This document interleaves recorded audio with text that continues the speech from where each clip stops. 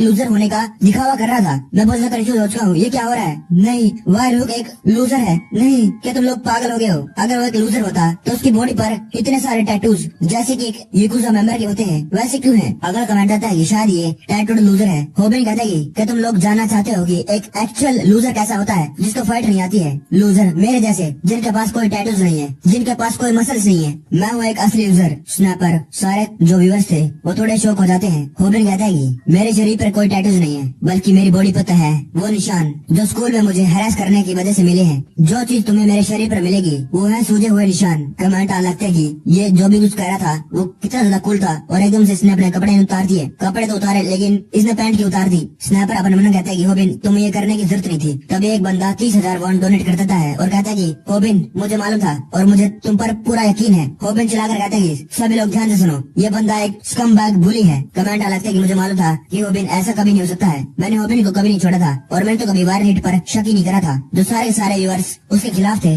सारे के सारे व्यूअर्स उसकी साइड पर हो जाते हैं। होबिन अपने कच्चे में से वही कॉन्ट्रैक्ट निकालता है और कहता है कि तुम लोग जानना चाहते हो कि इस बंदे ने मेरे साथ क्या करा? इस एसोल ने, इसने मुझे मारा ताकि ये मुझसे मेरे चैनल खरीद सके। इसने मुझे जबरदस्ती ये कॉन्ट्रैक्ट साइन करवाया मेरे खुद के खून से। कमेंट आता है कि वो तो ठीक है लेकिन एक मिनट, तो ये बंदा है कौन असली में? क्या सच्ची में गैंगस्टर है? वो सारे 3 बंदे वायर हुक वाले बंदे के पास खड़े हो जाते हैं। वो लाल शर्ट वाला कहता है कि अच्छा है, तो ये नया बच्चा एक गैंगस्टर है, हमारे स्कूल में आकर एक लूजर की तरह प्रिटेंड कर रहा था। फिर दूसरा कहता है कि इस साले बंदे ने गलत स्कूल चूज कर लिया है, अब हमारे स्कूल के बंदे तुझे इतनी आसानी से छोड़ देने वाले हैं। डैम, अब हम स्कूल में कैसे जा सकते हैं? हमें मालूम है कि इसके पास इतने सारे टैटूज हैं। साले एसोल अपना चश्मा निकाल। होबिन कहता है कि इसका असली नाम हियोनसु ली है और आप लोग इसे वायर हुक चैनल के नाम से जानते हैं और इसको जबरदस्ती दूसरी सिटी से सियोल उसमें से इस स्कूल में ट्रांसफर कराया गया है। क्या आप लोग जानना चाहते हैं क्यों? क्योंकि इसने अपने होम रूम टीचर पर अटैक करा। इसने पता उसको क्यों मारा? क्योंकि उसकी टीचर ने उसका फोन ले लिया था और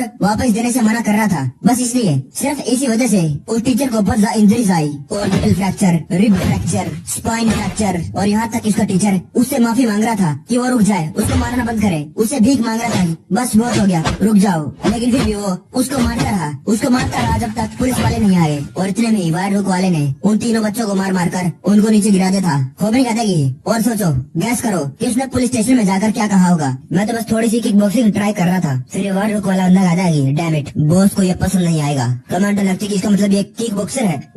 इसका मतलब इसने हम सभी का उल्लू बनाया। हमारे डोनेशन वापस कर सैन बीच। वायर हुक वाला बंदा कहते कि अब तो मैं एक्सपोज हो चुका हूँ, मेरा प्लान खराब हो गया है और अब तो मैं जो मैं चाहता हूँ वो कर सकता हूँ। कमांडर लगती ये डिसगस्टिंग है, इसने अपने टीचर को मारा, ये कचरा है, हमें मिलकर इस एसएल को गिराना है। वायर हुक वाला बंदा एक बंदे को उठाता है और कहता है कि एक लूजर की तरह एक्ट करना कितना ज्यादा बेकार लगता है। और वो लगातार उस बंदे के मुंह पर मुक्के मारते जाता है। होबिन अपने उन्हें कहते हैं कि अब इसने अपने असली रंग दिखा दिए हैं। कमेंट लगता है कि मैंने अपना मन बदल लिया है, एक ज्यादा टेरिफाइंग है, हमें इसको गुस्सा दिलाना नहीं चाहिए। वो खड़ा होता और कहता है कि इससे पहले मैं कुछ करूँ, मैं तुमसे कुछ पूछना चाहता हूँ। तूने ये सब कुछ इन 30,000 लोगों को बता दिया। कमेंट आने लगते है कि होबिन के लग गए। क्या किसी को लगता है कि वो जीत सकता है? मैं जा रहा हूँ, मैं होबिन को मरते हुए नहीं देख सकता हूँ। वायर हुक वाला कहता है कि तुझे लगता है, क्या तू सोचता है कि तू उन सभी लोगों के साथ डील कर सकता है जो लोग मुझे बैक कर रहे हैं, मेरे पीछे खड़े हैं? मुझे नहीं मालूम तेरे पास इतना जिगरा कहाँ से आया है कि तूने ये सब कुछ कर दिया। होबिन पूरा घबरा गया था और स्नैपर भी। होबिन कहता है कि मैं फिर डोनेशन आ जाती है 30,000 वॉन की। उस बंदे ने कहा था कि मैं तुझे 50,000 वॉन दूंगा अगर तू उसको कहेगा कि मैं पैसों के लिए कुछ भी कर सकता हूँ। होबिन कहता है कि मैं पैसों के लिए कुछ भी कर सकता हूँ। होबिन अपन मन में कहता है मैं इसको हरा सकता हूँ, ये एक परफेक्ट लोकेशन है इसके साथ फाइट करने की। होबिन कहता है कि मैं आप सभी लोगों को दिखाऊंगा how to win a fight against a kick boxer. फिर वो सैमडा की बात याद करने लगता है। सभी कॉम्बैट स्पोर्ट में से किक बॉक्सिंग क्लोजेस्ट स्टाइल है मिक्स्ड मार्शल आर्ट में और सिर्फ एक ही रास्ता है कि एक एवरेज पर्सन एक किक बॉक्सर के साथ फाइट करके जीत सकता है। पहले तो होबिन को इसके बारे में कोई भी आइडिया नहीं था। होबिन फिर से वही एरोबिक डांस करने लगता है और कहता है कि अब की बार मैं अपने आप को रोकूंगा नहीं। कमेंट लगता है कि ये क्या कर रहा है, क्या ये सच्ची में एक किक बॉक्सर को हराने वाला है? सिर्फ एरोबिक्स से मुझे लगता है कि अब की बार हारने वाला है। वायर हुक वाला बंदा कहता है कि मैं तुझे मेरे बॉस के पास ले जाऊंगा। कमेंट लगता है कि इसका बॉस कौन है? मुझे लगा कि वायर हुक वाला बंदा एक अकेला यूट्यूबर है, मुझे इसके बारे में बैड फीलिंग हो रही है। होबिन को जरा सा भी आइडिया नहीं था कि ये फाइट उन साले अनोइंग एसोल्स के साथ आखिरी फाइट नहीं होगी। सीन कट होता है। स्नैपर कहता है कि होबिन मुझे मिल गई एक वीडियो वायर हुक की AKA हियोनसु ली जब वो स्पारिंग कर रहा था। ये पुरानी वीडियो है जब वो किक बॉक्सिंग में अपने करियर को बिल्ड कर रहा था। तब उसके पास सिर्फ 3 साल का एक्सपीरियंस था और वो नेशनल एमेचर कंपटीशन में फर्स्ट पोजीशन लेकर आया था। फिर उसके बाद उसने रीजनल टीम चैंपियनशिप टाइटल भी जीता। लेकिन लेकिन मुझे नहीं मालूम कि मुझे इसकी और वीडियोस क्यों नहीं मिल रही है। क्या मैं जीनियस हूँ? मैंने ढूंढ कर निकाला है। ये साला कमीना स्पारिंग मैच में भी उस बंदे को पीट रहा है जिसको प्रोफेशनल एक्सपीरियंस नहीं है। साला यही वो एसोल है जिसने तुमसे जबरदस्ती कॉन्ट्रैक्ट को साइन करवाया। थैंक गॉड हमारे पास अल्ट्रा चैटिंग है, नहीं तो हमारे चैनल के लग जाते और हमें हमारा चैनल बेचना पड़ता। हम उससे दोबारा कब मिलने वाले हैं? तुम्हें इस वीडियो को अच्छे से देखना है, एनालाइज करना है उसकी वीकनेस को। आजा देख इस वीडियो को, एनालाइज करिए। तो क्या कर रहा है? होबिन एरोबिक्स कर रहा था। होबिन कहता है योगमिंग मोम्स फ्लैटन दोज एब्स, और युल्गा भी उसके साथ लगी हुई थी। स्नैपर कहता है कि मुझे नहीं मालूम कि तू इतने दिनों से ये क्यों कर रहा है, लेकिन अब बहुत हो गया। होबिन कहता है कि तूने मुझे पहले बता दिया है कि वो एक किक बॉक्सर है, अगर मैं उस वीडियो को देखूंगा तो मैं और ज्यादा डरने लग जाऊंगा। स्नैपर कहता है कि तो क्या उसकी तू मूव्स को एनालाइज नहीं करना चाहता है? और युल्गा तुम ये क्यों कर रही हो? युल्गा कहते हैं कि I am flattering my abs. Snapper कहता है कि ये तुम दोनों के साथ क्या हो गया है? होबिन अपने मन में कहते हैं कि मुझे उस वीडियो को देखने की कोई जरूरत नहीं क्योंकि मेरे पास सैमडक है। सैमडक कहते हैं कि आज मैं तुम्हें सिखाने वाला हूँ how to win a fight against a kick boxer. मुझे आशा है कि तुम एरोबिक मूव्स को प्रैक्टिस कर रहे होगे और आज मैं तुम्हें इंट्रोड्यूस करवाने वाला हूँ basic theory behind kick boxing. Hobin कहता है कि पता है क्या, मैं इसकी वीडियो से आगे निकल चुका हूँ। वो वीडियो को बंद कर देता है। पता क्या है, मैं इसकी वीडियोस को खाली देखने से आगे निकल चुका हूँ, नहीं तो मैं अपनी टेक्निक्स को अच्छे से प्रैक्टिस नहीं कर पाता। अगर मैं सिर्फ उसकी वीडियोस देखूंगा, मुझे सिर्फ टेक्निक्स के पीछे थ्योरी है उसको नहीं सीखना है, मुझे खुद उन टेक्निक्स को प्रैक्टिस भी करना है किसी के साथ। मुझे नहीं मालूम था कि मैं इस जगह पर कदम भी रख पाऊंगा। मैं मुंशियोंग की जिम पर हूँ। यहाँ तो एक अलग ही दुनिया चल रही है। कितने सारे लोग, मेरा पेट ऐसा लग रहा है उसमें कई सारी गांठ लग गई है। कितनी ज्यादा एंजाइटी हो रही है मुझे। काश वो इंडाइजेशन वाली दवाई मैं रूमी को ना देता। होबिन कहता है कि मैं उसी फेवर को लेने के लिए आया हूँ जो तुमने मुझसे कहा था। मुंशियोंग कहता है कि ठीक है। मुंशियोंग हम क्लासमेट है। मुंशियोंग कहता है कि तुम चिंता मत करो होबिन। मुंशियोंग कहता है कि तो तुम चाहते हो कि मैं तुम पर सिर्फ किक बॉक्सिंग से अटैक करूँ। होबिन अपने मन में कहता है कि कहीं मुझे रिंग में न मार दे, मैं जिंदा तो रहूंगा। सैमडा कहता है कि किक बॉक्सिंग, तुमको किक बॉक्सिंग के बारे में कितना मालूम है? तुम ये तो नहीं सोचते होगे कि एक फेक मार्शल आर्ट है जो किकिंग और बॉक्सिंग से बनी है, और या फिर तुम ये सोचते हो कि ये एक आधी अधूरी मार्शल आर्ट है जो बाकी सेम लीग बॉक्सिंग और ताइक्वांडो और कराटे उनके सिमिलर नहीं है। अगर तुम सोचते हो तो तुम गलत हो। किक बॉक्सिंग परफेक्ट कॉम्बिनेशन है बॉक्सिंग और किकिंग की। कमेंट आना कि ओ माय गॉड, इसने कैसे कर दिया? ये कितना ज्यादा खतरनाक है, इतने ज्यादा खतरनाक अटैक। इसने एक लूजर बनकर हम लोगों को उल्लू कैसे बना दिया? हर एक ब्लो की आवाज यहाँ तक आ रही है। सैमडा कहता है कि ये मत सोचना कि किक बॉक्सिंग इफेक्टिव नहीं है, क्योंकि वो बस थोड़ी सी बॉक्सिंग मूव्स और थोड़े से किक्स तो मारने होते हैं, लेकिन तुम लोग रिग्रेट करने वाले हो अगर तुमने इसको अंडर एस्टिमेट करा। वायरलू कहता है कि तूने फाइटिंग के लिए एक अच्छी जगह नहीं चुनी है। तेरे पास थोड़ा होता चांस होता मेरे जैसे एक स्ट्राइकर से जीतने का, अगर तू एक जगह चुनता जहाँ पर तू ग्रैपल कर पाता। सैमडा कहता है कि एक बार किक बॉक्सर को अपनी रिदम मिल जाए तो ये इम्पॉसिबल है कि एक एमेचर फाइटर उसको गिरा भी सकता है। स्नैपर कहता है कि होबिन तू कुछ क्यों नहीं कर रहा है, कुछ तो कर। कमेंट आना कि क्या तू पागल हो गया स्नैपर? तुझे क्या लगता है कि वो क्या कर सकता है? ये थोड़ी कोई बच्चे वाली फाइट है, वो एक गैंगस्टर है। फिर अगला कमेंट आता है कि होबिन मैं तुझे 30,000 वन दूंगा अगर तू दोबारा से खड़ा हो सकता है। स्नैपर कहता है कि मुझे मालूम है कि तेरे पास एक प्लान है, तो तू बस मार क्यों खा रहा है? तू कुछ कर क्यों नहीं रहा? कमेंट आना कि स्नैपर ने कहा इसके पास एक प्लान है। लोल, हर एक के पास एक प्लान होता है जब तक वो मार नहीं खाते हैं। क्या ताउन सियोन ने उसको एक और मूव सिखाई है? स्नैपर कहते कि तूने कहा कि तूने मुंशियों के साथ बहुत ज्यादा हार्ड प्रैक्टिस करी है, साले तुझे उल्टी भी आ गई थी। कमेंट आना कि क्या ये मुंशियों किम से सीख रहा था, ना कि ताउन से? वो तो आने वाला उभरता एमएमए फाइटर है। मुंशियों कहता है कि किक बॉक्सिंग दिखने में सिंपल है लेकिन है नहीं। फॉर एग्जाम्पल वो तुम पर पंच मारेंगे और उसके बाद गार्ड करेंगे और फिर लात मारेंगे, इसलिए इसके अंदर परफेक्ट टाइमिंग ढूंढना बहुत ज्यादा मुश्किल होता है काउंटर अटैक करने के लिए, क्योंकि ये बहुत ज्यादा मुश्किल होता है कि तुम उनके कॉम्बोस को ढूंढ पाओ कि वो अगला कौन सा कॉम्बो यूज करने वाले हैं। ये सभी लोग एक गेम के कैरेक्टर की जैसे होते हैं, कोई भी मूव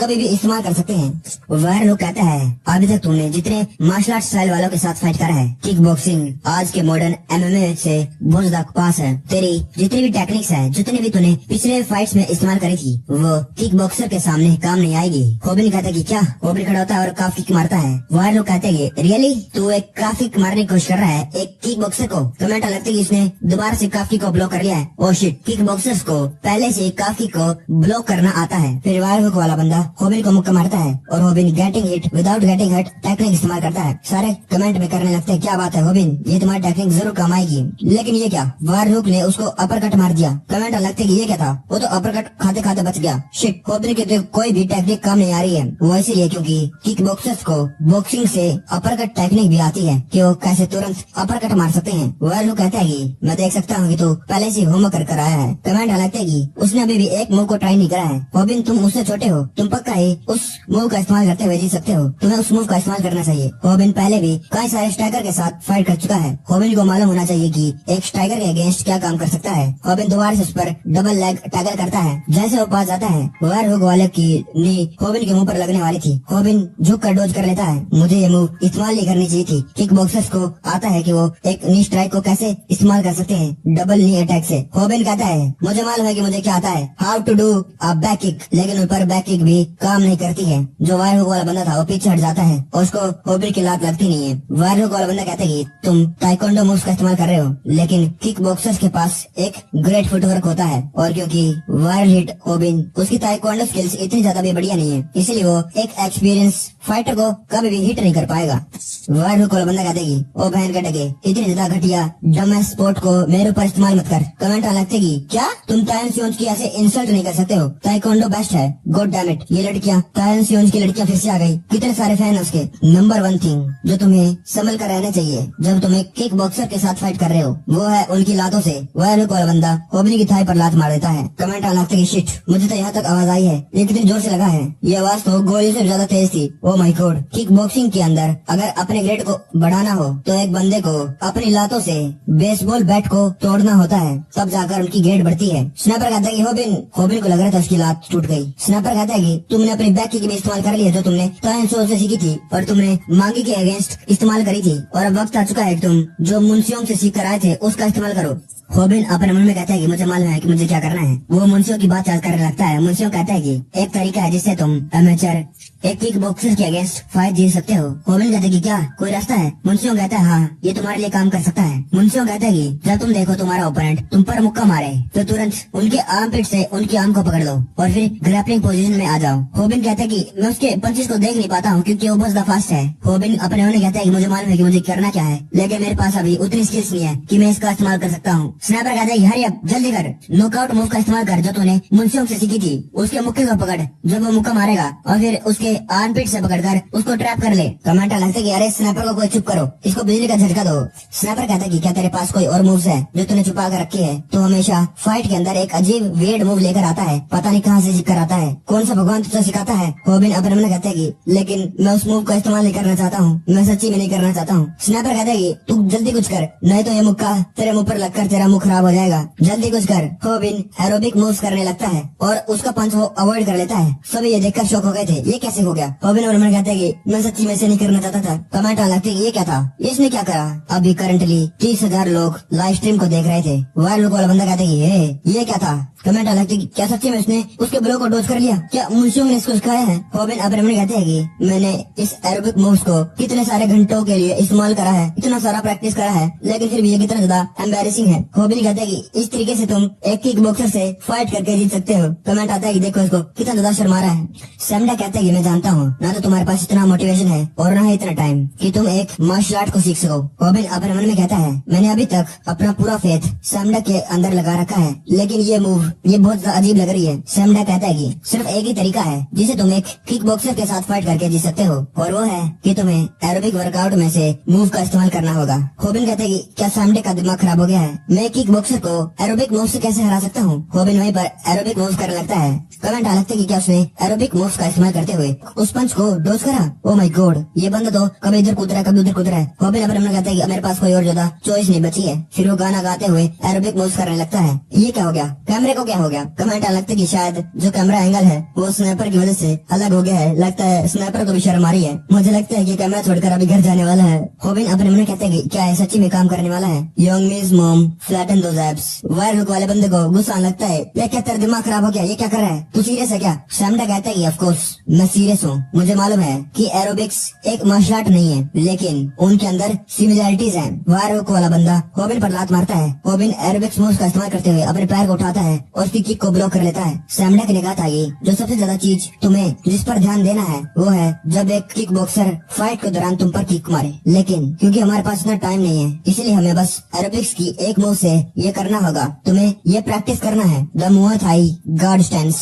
जो मूव मैंने अभी तुम्हें सिखाई है वो तो बस एक उस स्टैंस की कॉपी है, वो बस एक इमिटेशन है, इसलिए वो एक से ज्यादा बार काम नहीं करेगा, इसलिए तुम्हें फास्ट होना होगा। और मैं से कहता हूँ सैमडेक एरोबिक कॉम्बो। होबिन दोबारा से वही योंगमिंग मोम एरोबिक डांस करने लगता है। होबिन होबिन अब रमन कहते हैं क्या इस में काम करेगा। कमेंट आने लगते कि ये कैमरा एंगल इतना लो क्यों हो गया। फिर अगला कमेंट आता है कि शायद स्नैपर छोड़कर चला गया है। अगला कमेंट आता है कि हाँ मैं समझ सकता हूँ। सैमडा कहते हैं कि कोई भी किक बॉक्सर एरोबिक मूव से फेमिलियर नहीं है, वो एक भी मूव को जानता नहीं है और इस कॉम्बो का फर्स्ट पार्ट है। होबिन अब रमन कहता है कि मुझे इसके बारे में अच्छी फीलिंग नहीं हो रही है। सैमडा कहता है कि इस कॉम्बो का फर्स्ट पार्ट है कंफ्यूजिंग योर ओपोनेंट, क्योंकि एक एरोबिक मूव है। सैमडा कहता है कि सेकंड पार्ट है इस कॉम्बो का, वो है अपने ओपोनेंट के बीच में गैप को क्लोज करना। होबिन अब रमन कहता है कि क्योंकि ये बस एक एरोबिक कॉम्बो है, मुझे एक बार ट्राई तो करना पड़ेगा। स्नैपर भी आ जाता है और कहते हैं कि क्या बात है, जो फाइट है अब खत्म होने वाली है, अब स्ट्राइकर पास चला गया है। कमेंट आने लगते कि क्या बात है, स्नैपर आ गया। होबिन अब रमन कहते हैं कि अभी तक सैमडा की हर एक टेक्निक मेरे काम आई है और मेरी फाइट को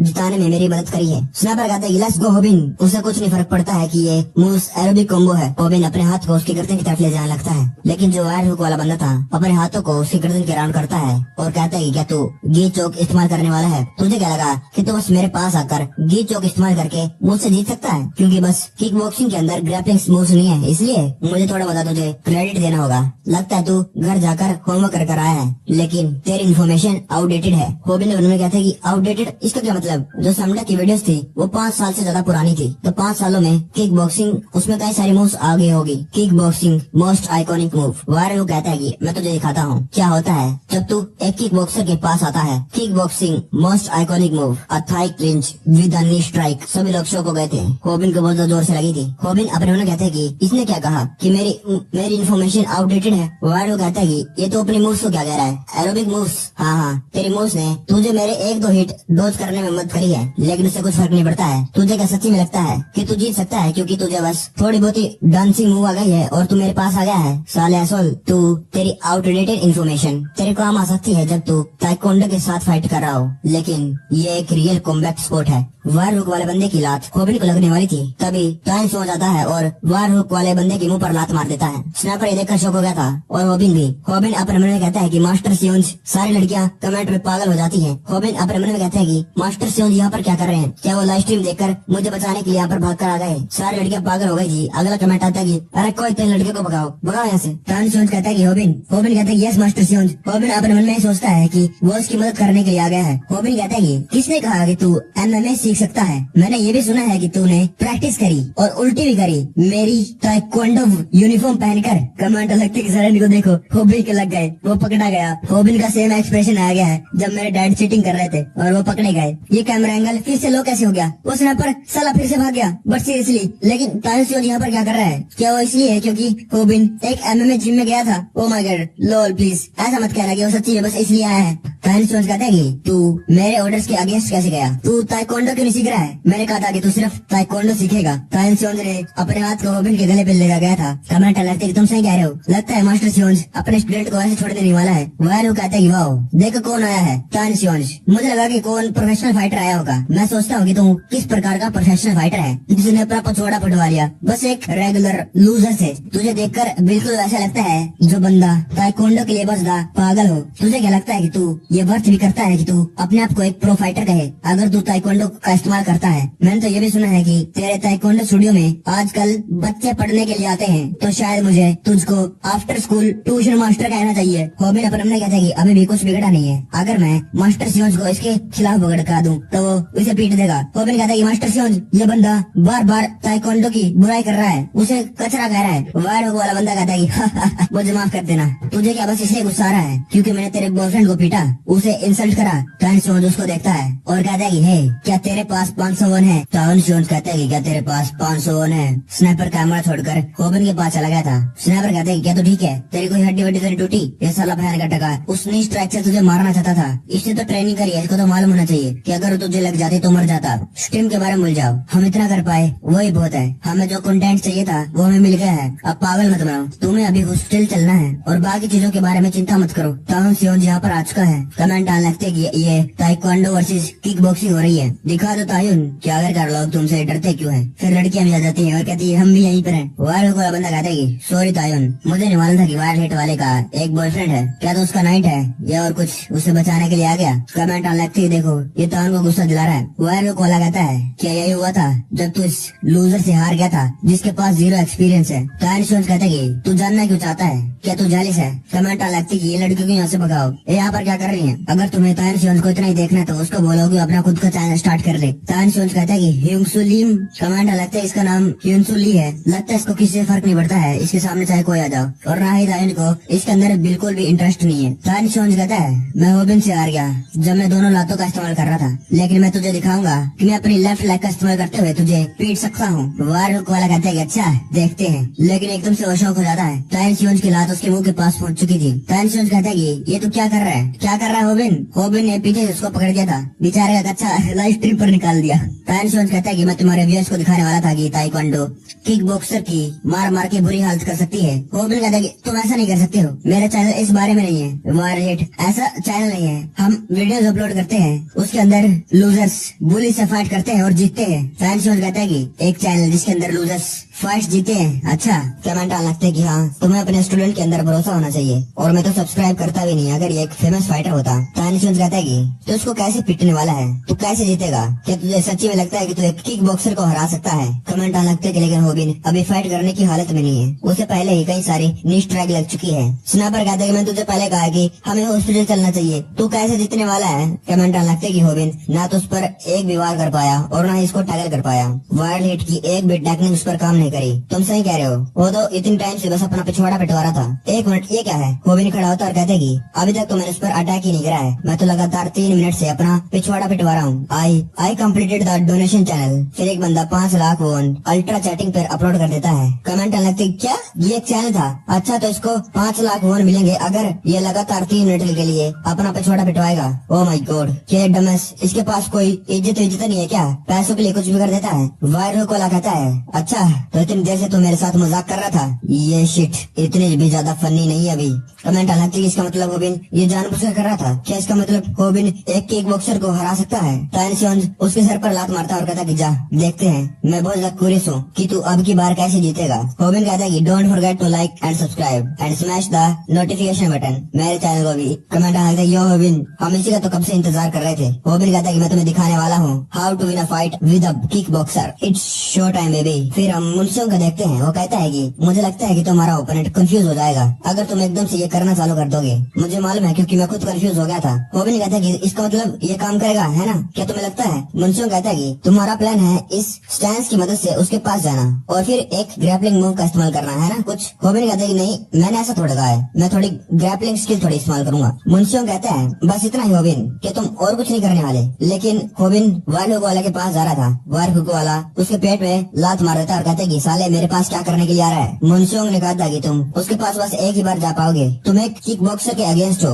और वो भी वेल ट्रेंड, वो कोई रेगुलर बंदा नहीं है। कोई भी रास्ता नहीं है कि एक स्ट्राइकर उसके पास इतनी आसानी से जा सकता है। और तुम्हें क्या लगता है कि वो तुम्हें अपने पास आने भी देगा? कमेंट लगता है कि वायर हुक पकड़ा गया, लगता है वो गी चौक ट्राई करने की कोशिश कर रहा था। ये कितना बेवकूफ है। वायर हुक वाला कहते है अच्छा मेरे पास आ जाता है, क्या तू दूसरे टाइप का चौक सीख कर आया है? मुंशियों कहता है कि तुझको ये टेक्निक सिखा कौन रहा है होबिन? ये सारी टेक्निक डेंजरस है अगर तुम एक प्रोफेशनल फाइटर के अगेंस्ट इस्तेमाल करोगे। जिस बंदे से तुम ये सीख रहे हो वो एक फेक मार्शल आर्टिस्ट है, वो तुम्हें धोखा दे रहा है। और हाँ ये सारे के सारे मेथड्स आउटडेटेड हो चुके हैं। होबिन अपने मन में कहता है कि फेक मार्शल आर्टिस्ट ये सारे के सारे आउटडेटेड हैं। तायुन कहता है कि ये किक बॉक्सिंग की फ्रंट किक है। किक बॉक्सिंग जापान में ओरिजिनेटेड हुई थी, इसीलिए तो कराटे में भी इसकी कई सारे मूव्स हैं। तायुन एक बंदे के ऊपर कुर्सी बनाकर बैठा हुआ था, वो बंदा कहता है कि लेकिन तुम मुझे क्यों बता रहे हो? तायुन कहता है कि किक बॉक्सिंग फ्रंट किक और ताइक्वांडो फ्रंट किक सिमिलर होती है लेकिन अलग अलग उनके अंदर डिफरेंस होता है। किक बॉक्सिंग की फ्रंट किक करने के लिए पहले अपने जो टोज है उनको गर्म करना पड़ता है और अपने ओपोनेंट को मारना पड़ता है जैसे कि तुम उनको चाकू मार रहे हो, लेकिन अपने पैरों से। अगर वो लात इसके सोलर प्लेक्सस पर लग जाए उसके पेट के बजाय तो वो दर्द के मारे ही वहीं पर बेहोश हो जाता। कमेंट लगते कि ये क्या कर रहा होबिन, उसने इतनी ज्यादा घटिया फाइटिंग प्लेस क्यों चुनी है? अगर वो छोटी छोटी जगह पर होता तो ग्रैपलिंग की मूव्स इस्तेमाल कर सकता था और जीत सकता था। होबिन अपने मन में कहता है कि नहीं, वो एक फेक मार्शल आर्टिस्ट नहीं है। सैमडा कहता है कि एक बार सोचो तो, किक बॉक्सर्स की एक टेक्निक होती है फ्रंट किक, और तुम्हें उसे अवॉइड करने के लिए पता क्या करना होगा। किक बॉक्सिंग फ्रंट किक एक ऐसी टाइप की किक है जिसके अंदर अपनी लेग को रेज करना है और फिर अपने ओपोनेंट की तरफ रिलीज कर देना है। होबिन अब्रामोविच कहता है कि मुझे मालूम है कि एक फेक मार्शल आर्टिस्ट नहीं है, मुझे इस पर ट्रस्ट है, मैं इस पर ट्रस्ट करता हूँ। सैमडा कहता है कि तो तुम्हें करना होगा, ओपोनेंट के डायगोनल खड़ा होना होगा और ओपोनेंट को ऐसे अटैक करना होगा। होबिन अब्रामोविच कहता है कि उसके मेथड्स आउटडेटेड नहीं है। टाइम्स जोन्स कहता है इसने पता नहीं कैसे लेकिन ये फिगर आउट कर लिया है उसकी वीकनेस को, इसने किक बॉक्सर की वीकनेस को पकड़ लिया है और वो अपने आप को डिफेंड कर रहा है आने वाले सामने से अटैक को। लगता है ये घर से सीख कर आया है, इसने एक मेथड ढूंढ लिया है इसकी फ्रंट किक को काउंटर करने का। अब ये फ्रंट किक तो नहीं मार पाएगा लेकिन देखने में कितना ज्यादा अजीब लग रहा है। लेकिन तब क्या होगा जब बाहर हुक वाला बंदा पीछे जाता जाएगा। कमेंट लगती के पीछे क्यों जा रहा है, अब होबिन के पास कैसे जाएगा। होबिन को तो लग गए। टाइम्स कहता है कि होबिन लातों से तो बच सकता है लेकिन बॉक्सिंग उससे कैसे डिफेंड करेगा। होबिन को 2-3 मुक्के लग जाते हैं। टाइम्स कहता है कि कैसे, जिसके पास 0 ट्रेनिंग है वो एक किक बॉक्सर के पास कैसे जा सकता है। कमेंट लगता है कि तो बहुत फास्ट है, कितने ज्यादा मुक्के मारता है, ये तो किक बॉक्सर है, किक भी मार सकता है और बॉक्सिंग भी कर सकता है। लेकिन होबिन हार नहीं मानता है और वो फिर भी मुक्के खाने के बाद उसकी तरफ बढ़ते रहता है। वायर वाला बंदा कहता है कि फिर से। होबिन अब्रामोविच कहता है कि नहीं, उसके मेथड आउटडेटेड नहीं है। एक और मुक्का वायर वाला वायर को लग जाता है। मुनसोंग ने कहा था कि क्या ख्याल है कि मैं तुम्हें एक प्रॉपर टैकल सिखाऊं जिसको अगर तुम अच्छे से प्रैक्टिस करोगे तो तुम्हारा जीतने का चांस हो सकता है और तुम उसके पास भी जा सकते हो। वायर वाला कहता है कि तुम मेरे अभी भी पास नहीं आ सकते हो। मुनसोंग ने कहा था कि एरोबिक्स तुम्हें अपने ओपोनेंट के पास जाने नहीं देगा, तुम कभी भी किक बॉक्सर के पास नहीं पहुंच पाओगे सिर्फ एरोबिक्स का इस्तेमाल करते हुए। होबिन कहता है कि तुझसे किसने कहा कि मैं तेरे पास आना चाहता हूँ। सैमडेक ने कहा था एरोबिक्स सिर्फ तुम्हें अपने ओपोनेंट्स के सिर्फ एक बार पास आने देगा, उसके बाद जो किक बॉक्सर है वो अपने कदम पीछे चलता जाएगा ताकि तुम उसके पास ना आ सको। कमेंट अलग ये क्या हो रहा है, अगर किक बॉक्सर लगातार पीछे जाता जाएगा तो तुम्हारा ओपोनेंट एक कॉर्नर में फंस जाएगा। कमेंट अलग क्या ये जानबूझकर उसको फेंस पर लगा रहा था, लेकिन इससे क्या फायदा होगा। वायर वाला एक किक बॉक्सिंग चैंपियन है, अगर वो फेंस से टकरा गया है तो उससे क्या फर्क पड़ता है। वायर वाला बंदा हंसने लगता है, ये क्या कर रहा है। वायर वाला कहता है कि ओए तू वहाँ पर खड़ा है। स्नैपर कहता है क्या तू मेरे से बात कर रहा है। सारे कमेंट वाले चौक थे, ये क्या कह रहा है। वायर वाला कहता है कि ये मेरे ऊपर आ गया है, तो सारे कमेंट वाले कहते हैं क्या हो गया। सैमडेक ने कहा था कि किक बॉक्सिंग इस स्पोर्ट के अंदर हेड बटिंग भी अलाउड है, लेकिन कई सारे लगातार इंजरीज होने के कारण ताकि जो किक बॉक्सिंग फाइट्स है वो और ज्यादा एंटरटेनिंग देखने में मजेदार हो जाए इसलिए रूल्स चेंज कर दिए गए। दर्शकों को एक्साइटिंग मैच देखना है जिसके अंदर फाइटर्स एक दूसरे को पंचेस और किक्स मारे, इसलिए तो ये जेंटलमैनों का स्पोर्ट बन गया। अगर एक फाइटर कॉर्नर में हो जाए तो रेफरी आकर उनको अलग कर देता है। किक बॉक्सर्स अपने आप को ट्रेन करते हैं सिर्फ मैचेस के लिए, लेकिन क्या होगा अगर वो लोग एक स्ट्रीट फाइट में फंस जाएं, वहाँ पर कॉर्नर हो जाएं, वहाँ पर तो कोई रेफरी नहीं है कि वो आकर उनको अलग कर देगा एक स्ट्रीट फाइट में। स्नैपर कहता है ये तुम मुझसे क्या कह रहा है, क्या करवाना चाहता है तू मुझे, मैं क्या करूँ इसके बारे में। सैमडेक कहता है क्या इस सिचुएशन में भी एक किक बॉक्सर पहले आया होगा, उसे इसका कोई आइडिया नहीं होगा। स्नैपर कहता है तुझे क्या लगता है कि मैं कोई रेफरी हूँ। ये सुनकर वायर वाला थोड़ा शौक हो जाता है। फिर होबिन कहता है कि उसके मेथड्स आउटडेटेड नहीं है।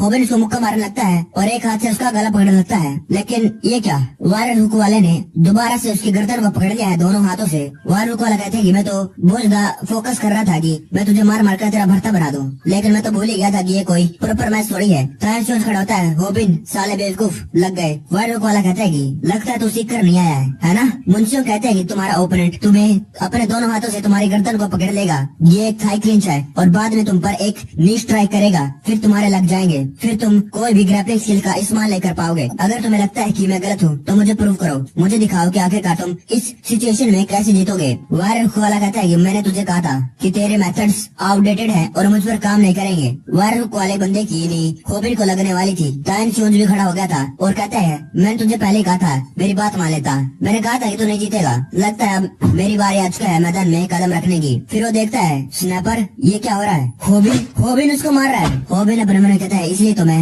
इतने दिनों से एरोबिक मूव्स को प्रैक्टिस कर रहा था, अपनी लातों अपनी आर्म्स को ऊपर नीचे कर रहा था, और इसलिए तो मैंने जानबूझकर इसी जगह को चुना जहाँ पर फैंसीज लगी हुई हैं। यहाँ पर फैंसीज लगे हुए हैं और ये इसको तो संभाल ही लेंगे, इसको आगे नहीं जाने देंगे, इसलिए तो मैंने इसको उकसाया, इसको बेट करा ताकि ये मुझ पर थाई क्लिंच करे और फिर नी स्ट्राइक कॉम्बो इस्तेमाल करे। मैंने इसको दिखाया कि मैं इसको पकड़कर इसको गी चौक लगाने वाला हूँ। मुंशियोंग भी यही वीडियो देख रहा था। फिर एक बंदा कहता है कि मुंशियोंग ये तुम्हारे फेस को क्या हुआ, कि तुम्हारे किसी के साथ फाइट हो गई। मुंशियोंग कहता है कि नहीं, किसी ने मुझे गलत प्रूव कर दिया था। सैमडा कहता है कि थर्ड पार्ट है एरोबिक्स कॉम्बो का, वो है अपने ओपोनेंट को बेट करना। रखना ताकि वो तुम्हारे ऊपर थाई क्लिंच और एक नी स्ट्राइक मारे। फोर्थ पार्ट है कॉम्बो का, तुम्हें अपने ओपोनेंट्स की आर्म को टाइटली पकड़ना है ताकि वो उस क्लिंच मूव से निकल ना पाए। और फिनिशिंग मूव है अपने ओपोनेंट की जो पर मारना अपनी एल्बो के साथ, सिर्फ एक मकसद से कि तुम्हें उसे जान से मारना है, तुम्हें इतनी जोर से मारना है। सिर्फ एक ही वजह थी जिसकी वजह से वो एरोबिक मूव्स प्रैक्टिस कर रहा था, ताकि वो एक टेक्निक को इस्तेमाल कर सके जो किक बॉक्सिंग में बिल्कुल भी नहीं है। होबिन कहता है कि मैंने तुझे कहा था कि मेरी इन्फॉर्मेशन आउटडेटेड नहीं है। होबिन उसको मुआई थाई एल्बो मूव मारी थी। सीन कट होता है, एक बंदा कहता है कि अच्छा तो ये है वो बंदा, वायरल हिट यूट्यूबर, इसके 2,40,000 सब्सक्राइबर्स हैं, तो तुम चाहते हो कि मैं इसका चैनल छीन लूं? ठीक है बॉस, मैं देख सकता हूँ कि तुम्हें इसका चैनल क्यों चाहिए है। एक चैनल जिसके अंदर एक लूजर बुली से फाइट करता है, अच्छा खासा पैसा बनेगा, तुम चिंता मत करो बॉस, बहुत ही जल्दी जितने पैसे कमा रहा है उतने पैसे मैं आपको देने वाला हूँ। मेरे बॉस को पैसा बहुत ज्यादा पसंद है बाकी सभी चीजों से, इसलिए मुझे ये मेक श्योर करना है मैं उसको डिसअपॉइंट ना करूँ। मुझे लगता है एक लूजर वाला हेयर कट करवाना होगा और फिर से स्कूल में भर्ती होना होगा। सबको ये बिलीव करवाना है कि मैं एक लूजर हूँ। एक यूट्यूब चैनल छीनना, वो भी एक लूजर से, ये कितना ज्यादा आसान है। लेकिन अगर ऐसी बात होती तो ये मुझे मार मार कर मेरा भर्ता कैसे बना रहा है, मैं अपने घुटनों पर कैसे आ गया हूँ। बल्कि वो मैं होना चाहिए था जिसको मार मार कर इसका भर्ता बनाता और इसका चैनल इसे छीन लेता। ये क्या हो रहा है? होबिन कहता है कि मैंने तुझे कहा था मेरे मेथड्स आउटडेटेड नहीं है। वारू कोला अपने मन में कहता है नहीं ये सही नहीं हो रहा है। तभी तानिश हो जाता है और कहता है कि बहुत हो गया। होबिन फिर भी एकदम उसको मारने वाला था। तानिश कहता है कि मैंने कहा बहुत हो गया। वारू कोला अपने मन में कहता है नहीं ये सही नहीं हो रहा है, ये साला बहरे का टका एक लूजर नहीं है। तानिश कहता है कि तू जीत चुका है, तू पहले ही जीत चुका है, इसको मारना बंद कर। स्नाइपर होबिन को गले लगाता है। होबिन होली शिट, कितना ज्यादा अमेजिंग था, सभी लोग उसको चीयर कर लगते हैं। अरे देखा तुमने होबिन ने क्या एल्बो स्ट्राइक मारी है, मेरे तो गूज़बम्स हो गए, सारे रोंगटे खड़े हो गए। स्नाइपर कहता है कि होबिन ये तुम्हें क्या हो गया? होबिन अलग ही फोकस लेवल में था। होबिन अपन उन्हें कहता है कि पता है मेरे रेज में से व्यापार कैसे निकला, मुझे स्नाइपर या फिर टायन की आवाज नहीं सुनाई दे रही थी कि वो मुझे बुला रहे थे, वो थी पैसों की आवाज। उनको कई सारी डोनेशन मिलने लग गई कि आज की फाइट मतलब बढ़िया थी, थैंक यू, ये लो पैसा, तुमने चैलेंज कंप्लीट करा है। कमेंट लगते कि मेरी मम्मी ने मुझे थप्पड़ मारा, मैं तो बस एल्बो स्ट्राइक प्रैक्टिस कर रहा था, मेरा जो बोली है हैंग यू उसको बस कराना चाहिए क्योंकि कल से मैं एल्बो स्ट्राइक करने वाला हूँ। होबिन कहता है कि थैंक यू फॉर वॉचिंग, आज के लिए बस इतना है। आज उनको अल्ट्रा चैटिंग से जितनी डोनेशन मिली है वो थी 5.8 मिलियन वॉन। होबिन कहता है कि थैंक यू। स्नाइपर कहता है कि मैं तुम्हें अच्छे से समझाता हूँ होबिन कहता है कि क्या बात है। स्नाइपर कहता है कि इसमें से आधा से ज्यादा तो उन लोगों ने डोनेट करा है जो तायन को पसंद करती हैं, वो सारी लड़कियां हैं। अभी भी कई सारी लड़कियां कमेंट कर रही थी प्लीज मत जाओ तायन फॉरएवर, प्लीज इसको फिल्म करते रहो। होबिन कहता है कि इन सभी को बैन कर दो। वो लड़के कह रहे थे कि होबिन हमने जो डोनेट करा है उससे तायन को कुछ अच्छा खिलाना, उसको ट्रीट देना। हे यूट्यूब गाय, तुम तायन को दोबारा से कब इनवाइट करने वाले हो? वायरल होने वाले की ट्रू आइडेंटिटी एक्सपोज हो गई थी पूरी दुनिया के सामने और मैंने उसको हरा भी दिया था, इसीलिए उसके सब्सक्राइबर्स बहुत ज्यादा गुस्सा थे। वो लोग उससे नफरत करने लगे और वो मेरी साइड पर आ गए। खाली व्यूअर्स वो मेरी साइड पर नहीं थे बल्कि यूट्यूबर वो भी मेरी साइड लेने लगे क्योंकि वो लोग मेरा कंटेंट चोरी कर रहे थे। उन लोगों ने भी उसकी बहुत बुराई करी। एक बंदा भी कहता है हाँ उसने किसी और का कंटेंट कॉपी करा, कितना ज्यादा खराब बंदा था वो। कई सारे यूट्यूबर्स मेरे लिए थे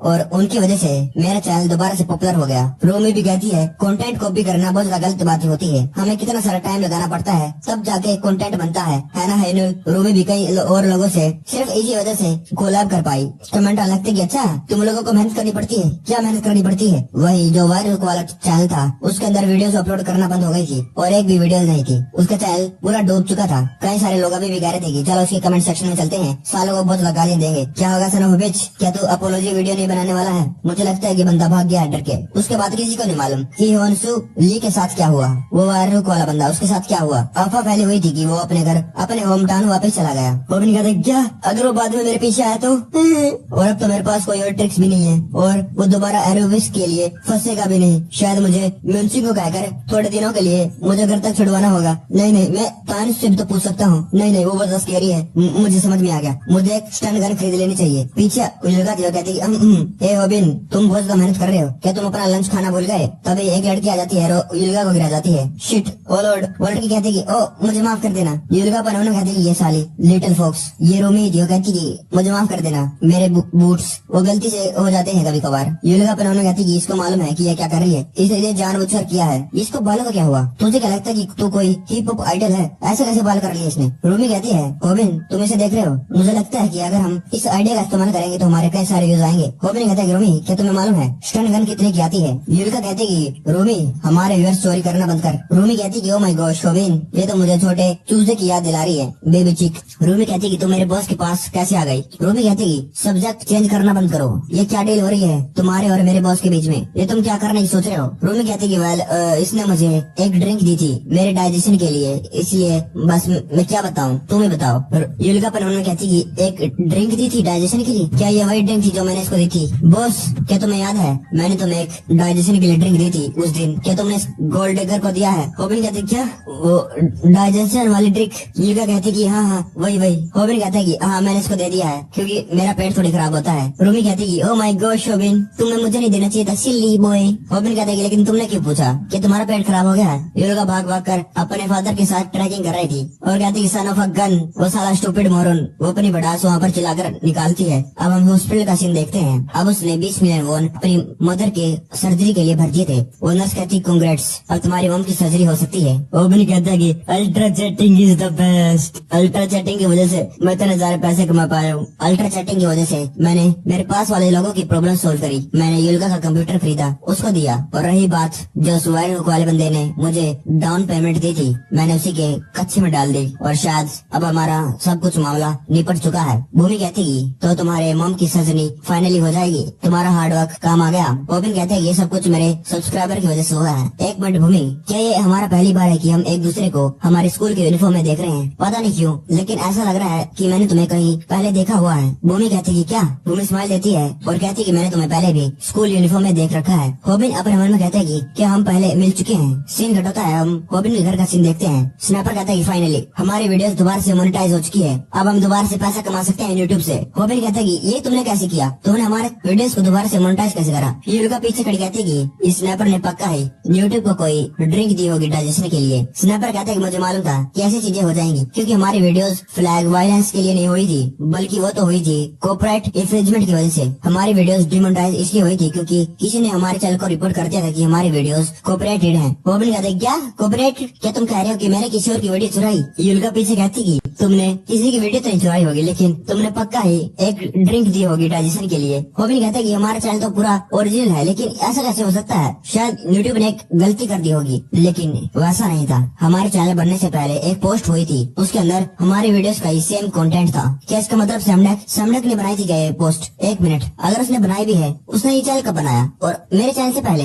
होबिन कहते हैं क्या एक पोस्ट है जिसके अंदर सिखाया जा रहा है कि हाउ टू फाइट। होबिन अपने कहते हैं कि मेरे वीडियोस है अ लूजर और बुलिस के बीच में, लेकिन फिर भी अगर मैंने उसकी टिप्स का इस्तेमाल करा है, लेकिन फिर भी ये कॉपीराइट थोड़ी होगा। स्नैपर कहता है कि हाँ मुझे लगा था कि हमारे लग गए हैं, फिर मुझे एक चीज मिली, एविडेंस कि जो ये ब्लॉग है ये किसी ने खरीद रखा है। होबिन कहता है क्या? स्नैपर कहता है कि हाँ किसी ने इस ब्लॉग को खरीद रखा है और इसका कंटेंट को एडिट करा ताकि ऐसा लगे कि इसने इसके चैनल पर वीडियोस पोस्ट कर रखी है। देखो इसकी डेट को देखो, क्योंकि एक बार पोस्ट करने के बाद हम डेट को चेंज नहीं कर सकते हैं। जिसने भी इस ब्लॉग को खरीदा है उसने ऐसा दिखाया है कि वो लोग ओरिजिनल है और हम लोग उनकी कॉपी कर रहे हैं और उसने हमको रिपोर्ट कर दिया, इसलिए हमारा चैनल कॉपीराइट इंफ्रिंजमेंट की वजह से फ्लैग हो गया था। होबिन पूरा शौक था और युलिका कहती कि डाइजेशन के लिए ड्रिंक।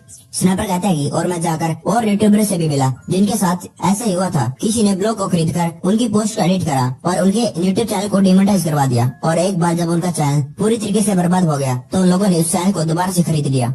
और ये काम किसी एक बंदे का नहीं हो सकता है, ये पूरी कोई ऑर्गेनाइजेशन होगी या फिर कोई ग्रुप। वो सारे बास्टर्ड्स जिन लोगों ने हमें टारगेट करा और ऐसा लगता है कि वो लोग हमें लगातार टारगेट करते रहेंगे। वो बिन घबराने लगता रहता कि अपने मन में अगर हमें कोई टारगेट कर रहा है इसका मतलब है वो मेरा पीछा इतनी आसानी से छोड़ देने वाले हैं, इसका मतलब है वो लोग किसी और को भी मेरे पीछे भेजेंगे जैसे कि उन लोगों ने वायरल वाले को भेजा था। ये तो बस किसी बड़ी चीज की शुरुआत थी। फिर एक हम बंदे को देखते हैं, वो कहते हैं कि आज के लिए बस इतना ही। कई बार जो वर्ल्ड है ये मुझे सरप्राइज कर देता है, ये सोचने पर कि लोग एक्चुअली मुझे पैसा दे रहे हैं सिर्फ मुझे खाना पकाते हुए देखकर। ये कितना ज्यादा अमेजिंग है, इसलिए तो मैं लगातार ये करना चाहता हूँ। मैं कुकिंग वीडियोस बनाना चाहता हूँ और ऐसा करने से मुझे डबल पैसा मिलता है, यहाँ पर काम करने से भी ज्यादा। इस बंदे का नाम है सियोंगजुन, ये एक यूट्यूबर है, इसका एक कुकिंग चैनल है, ये यूट्यूब स्टार है। फिर वो बंदा कहता है सियोंगजुन तुम लोगों को मालूम होना चाहिए कि तुम्हें कब बंदों लोगों और तेल को दोबारा इस्तेमाल करने से बंद कर देना चाहिए और मुझे ये तुम्हारे ऊपर टोस्ट करना चाहिए ताकि तुम्हें समझ भी आ जाए। अगर मैं तुम्हें यहाँ से गेट रेड ऑफ नहीं करूंगा तो तुम ये वायरल वाला बंदा ही था और उसने गर्म घोलता तेल उसके ऊपर गिरा दिया। वो बंदा सियोंगजुन कहता है शांत हो जा, चुप रहे, मैं फोन पर बात कर रहा हूँ। हेलो, हाँ मुझे कुछ इंटरेस्टिंग मिला है, उसका नाम है वायरल हिट। फिर जिसके साथ वो बात कर रहा था वो कहते हैं कि अच्छा क्या वो है जो बहुत ज्यादा मेहनत करता है। इस बंदे का नाम है योनू जी। ये स्टडी यूट्यूबर है और XJ कंपनी का मेंबर है। इसके 1.4 मिलियन सब्सक्राइबर हैं। फिर हम एक और बंदे को देखते हैं। वो कहते हैं कि क्या तुम्हें मालूम चला जो वायरल वाला बंदा था वो एक्सपोज हो गया। इस बंदे का नाम है वन पंच टीवी और ये XJ कंपनी का मेंबर है। इसके 1.5 मिलियन सब्सक्राइबर हैं। फिर हम एक और बंदे को देखते हैं। वो कहता है कि वो अपनी वीडियोस में फाइट करता है। मुझे तो कुछ ज्यादा मजेदार नहीं लग रहा है। इस बंदे के चैनल का नाम है रफ एंड रेडी चैनल और ये XJ कंपनी का मेंबर है और ये वीडियो बनाता है वाइल्डनेस सर्वाइवल यूट्यूबर। इसके 2 मिलियन सब्सक्राइबर है। फिर हम दूसरे बंदे को देखते हैं। वो कहता है कि वायरल वाला एक्सपोज हो गया। वो हमारा वीकेस्ट लिंक था। वो फोन पर बात कर रहा था और लाइव स्ट्रीम वालों को ये नहीं सुन रहा था। और ये बंदा भी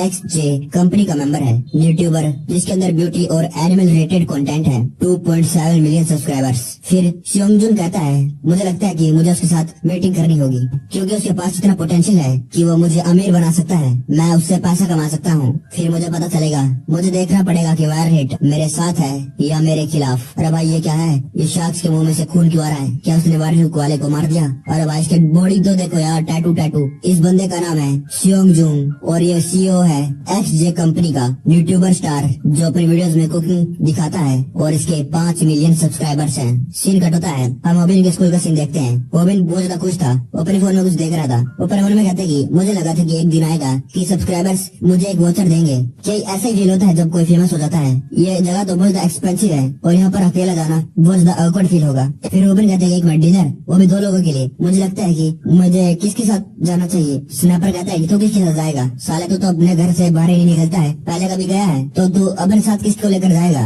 ओबिन कहता है कि अब मैं किसी और को ले जा सकता हूँ। फिर एकदम से रूमी आ जाती है और कहती है क्या तुम मेरे साथ बैंक वीडियो बनाना चाहते हो? स्नैपर कहता है रूमी ये अपनी पी यूनिफॉर्म में आ गई। रूमी कहती है कैमरा के सामने खाना एक ट्रेडिशन ऑनर है और अब ऐसा थोड़ी है कि तेरे साथ और कौन जाएगा, मैं चलूंगी। स्नैपर होबिन को देखता और कहता है कि होबिन तो बदल चुका है। अब तो उसको सब्सक्राइबर से वाउचर भी मिलने लगे हैं। होबिन कहता है कि ये बात सच नहीं है, मेरे और भी दोस्त हैं। रूमी कहती है अच्छा ऐसा है क्या होबिन के और भी दोस्त हैं? रूमी पर उन्होंने कहती है देखो इसको एक वाउचर के लिए कितना ज्यादा एक्साइटेड हो चुका है। होबिन कहता है कि रुक जा, मैं तेरे से कई महीने बड़ा हूँ। रूमी कहती है अच्छा ऐसा है क्या, तू बहुत ज्यादा बड़ा हो चुका है क्या? स्नैपर और उन्होंने कहते हैं डैम इट, मुझे जेलस क्यों हो रहा है? रूमी कहती है ओ माय गॉड ये जगह बहुत ज्यादा फेमस है। ये ओम कैसे सुशी स्पेस है और यहाँ की एक डिश भी बहुत ज्यादा महंगी आती है और कई लोग तो इन वाउचर्स को बेच भी देते हैं। क्यों ना हम बेच दें? होबिन कहते हैं क्या सच्ची में मैं अपने सब्सक्राइबर की दी हुई चीज को कैसे बेच सकता हूँ? रूमी कहती है मुझे लगता है कि वो 1 मिलियन का बिकेगा। होबिन कहते हैं अच्छा ऐसी बात है क्या? नहीं मुझे पैसों की इतनी जरूरत नहीं है, मैं अपने सब्सक्राइबर के साथ ऐसे थोड़ी कर सकता हूँ, मैं बस इसका इस्तेमाल ही करूंगा। रूमी कहती है क्या सच्ची में? क्या तुम जाना चाहते हो? कब जाना चाहते हो? होबिन कहते हैं कि क्या मैंने कब कहा कि मैं तुम्हारे साथ जाना चाहता हूँ? रूमी कहती है मैं अभी से सुन सकती हूँ कि सब्सक्राइबर्स हमारी तरफ कितने सारे पैसे फेंक रहे हैं, हमें डोनेट करेंगे, क्या बात है जब हम लाइव स्ट्रीम पर वहाँ पर जाएंगे। होबिन कहते हैं वाउचर मेरे लिए बहुत जमीन करता है और मैं इसके बारे में जरूर सोचूंगा, लेकिन होबिन कहते हैं मैं तो अभी इसको हाँ कर दी थी, ये तो बहुत ज्यादा चालू है। रूमी कहती है अच्छा तो तुम किसके साथ जाओगे? तभी एक बोतल आती है वही डाइजेशन वाली। ओह शिट, मैंने गलती से मेरी डाइजेशन वाली बोतल घेर दी। मैं इसको अपने साथ इसलिए लाई हूँ क्योंकि तुम्हारे पास नहीं है। तुम्हें याद आया कि तुमने इस बोतल को कहाँ पर देखा है? हाँ ये वही है जो मैंने तुझे दी थी ताकि तेरा पेट ना खराब हो। मुझे नहीं मालूम कि तू पैसों के आगे इतना ज्यादा अंधा हो चुका है और तूने इस गोल्ड डिगर को दे दी। ये तो मेरी बात सुन भी नहीं रहा है। रूमी कहती है हमारे व्यूअर्स हमें एक साथ देखना चाहते हैं। होबिन कहते हैं तुम्हारा क्या मतलब? रूमी कहती है वो लोग चाहते हैं कि हम कैमरा के सामने क्यूट एक्ट करें। अब वो लोग कह रहे हैं हमें करना चाहिए। यूनिको कहती है कैमरामैन बताओ क्या कर रहा है? स्नैपर कहता है सब कुछ इस वाउचर के लिए लिया हुआ है। होबिन को एक वाउचर मिला है जिसके अंदर 2 जनों का है डिनर है और रूमी चाहती है कि उसको लेकर जाए। स्नैपर और कहते हैं कि लगता है जो युल्गा है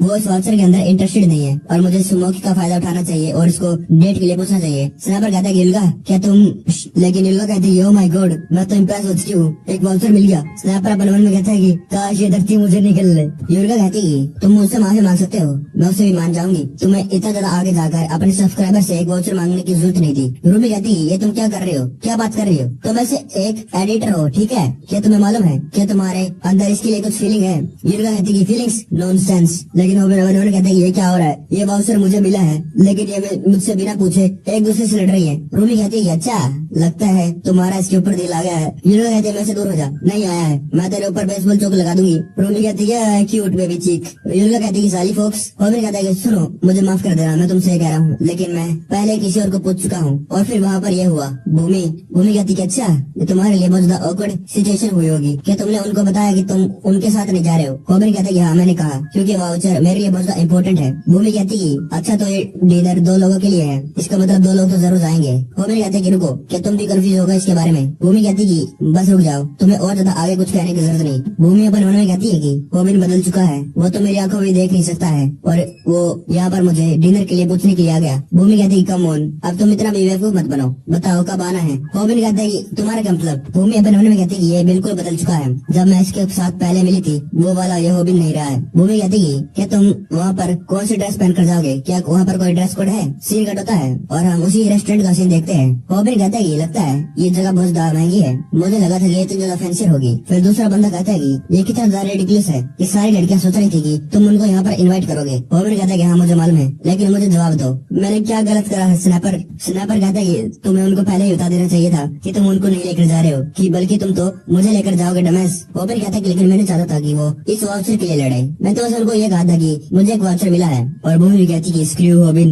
कहता है कि मुझे नहीं मालूम था कि वो लोग ऐसा रिएक्ट करेंगे, और भूमि तो मुझे थप्पड़ ही मार दिया था, बस बच गया मैं। स्नैपर कहता है कि चुप हो जा, तू तो मुझे जेलस फील करवा रहा है, क्या मैं उन लड़की से ज्यादा इंपॉर्टेंट हूँ? वो छोड़, तुझे वाउचर दिया किसने? होबिन कहता है कि लगता है मैं भूल गया, जिस बंदे ने मुझे वाउचर दिया है वो है। तभी वही बंदा जाता है और कहता है वेलकम। होबिन कहता है कि वो है यूट्यूब सुपरस्टार स्योंगजुन। स्नैपर कहता है कि होली क्रैप, ये तू क्या बात कर रहा है? अच्छा तो इसने ही हमको इनवाइट करा है? नहीं बिल्कुल नहीं, तुमने इसके साथ कनेक्शन भी कैसे बना लिया? स्योंगजुन कहता है ऐसी बात नहीं है, मैंने खुद इसको रीच आउट करा था क्योंकि मैं इसका फैन हूँ। स्नैपर कहता है कि तुम हो, लेकिन तुम तो इतने बड़े यूट्यूबर हो। स्नैपर कहता है कि क्या हो रहा है? तो इसने तुम्हें डिनर के लिए इनवाइट करा था? नहीं, ये हो ही नहीं सकता, आखिरकार तुमने इसके साथ कनेक्शन भी कैसे बना लिया? स्योंगजुन कहता है ऐसी कोई बात नहीं है, मैंने खुद इसको रीच आउट करा था क्योंकि मैं तुम्हारे चैनल का एक फैन हूँ। स्नैपर कहता है क्या तुम फैन हो? लेकिन तुम तो इतने बड़े यूट्यूबर हो। होबिन अपने में कहता है डैम, ये कितना ज्यादा गुड लुकिंग है और कितने अच्छे से हमारे साथ नाइसली बिहेव कर रहा है। स्योंगजुन कहता है कि तुम दोनों यहाँ पर अच्छे से बात करो, इसलिए मैंने ये शॉप भी बंद कर रखी है,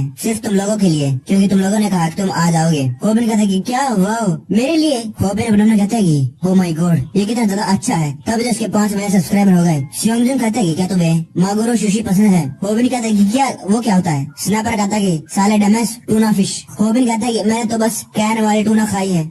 स्योंगजुन कहता है इसका मतलब तुम पहली बार मागुरो सुशी खा रहे हो, जो मैं तुम्हें बना कर दूंगा। ये सुनकर मुझे अच्छा लगा और थोड़ा सा प्रेशर भी फील होने लग गया। स्नैपर कहता है कि तुम चिंता मत करो, तुम जो बनाओगे हम खा लेंगे। और होबिन को तो अगर तुम डब्बे वाली सड़ी हुई टूना भी दे दोगे उस पर सॉस लगाकर, वो फिर भी खा लेगा। होबिन कहता है कि हाँ मैंने तुमको टीवी पर देख रखा है स्योंगजुन। स्नैपर कहते हैं कि हाँ सब लोग कहते हैं कि तुम आने वाले सुशी शेफ एक जीनियस हो। होबिन कहते हैं कि वाह तुम तो कितने अमेजिंग हो और तुम्हारे 5 मिलियन सब्सक्राइबर भी हैं। स्योंगजुन कहता है तुम लोग तो मेरी तारीफ करके मुझे मार ही डालोगे। और जो तुम्हारी लेटेस्ट वीडियो थी उसके अंदर तुमने एक कॉपीकैट चैनल को मेंशन करा है, उस चैनल का नाम था वायरल लुक। होबिन कहते हैं कि हाँ और हमारी साइड देने के लिए थैंक यू, बल्कि ट्रीट तो मुझे तुम्हें देनी चाहिए। स्योंगजुन कहता है तुम इसके बारे में चिंता मत करो, एक्चुअली एक और रीजन है जिसकी वजह से मैं तुमसे मिलना चाहता था। होबिन क्या ख्याल है कि तुम मेरी टीम को ज्वाइन कर लो? ये अभी भी पब्लिक नहीं हुई है, लेकिन मैंने पहले कई सारे यूट्यूबर गैदर कर रखे हैं और एक कंपनी बना रखी है। उस कंपनी का नाम है स्मॉल स्टार्टअप XJ कंपनी। मैंने ये कंपनी सिर्फ पैसे कमाने के लिए बनाई है।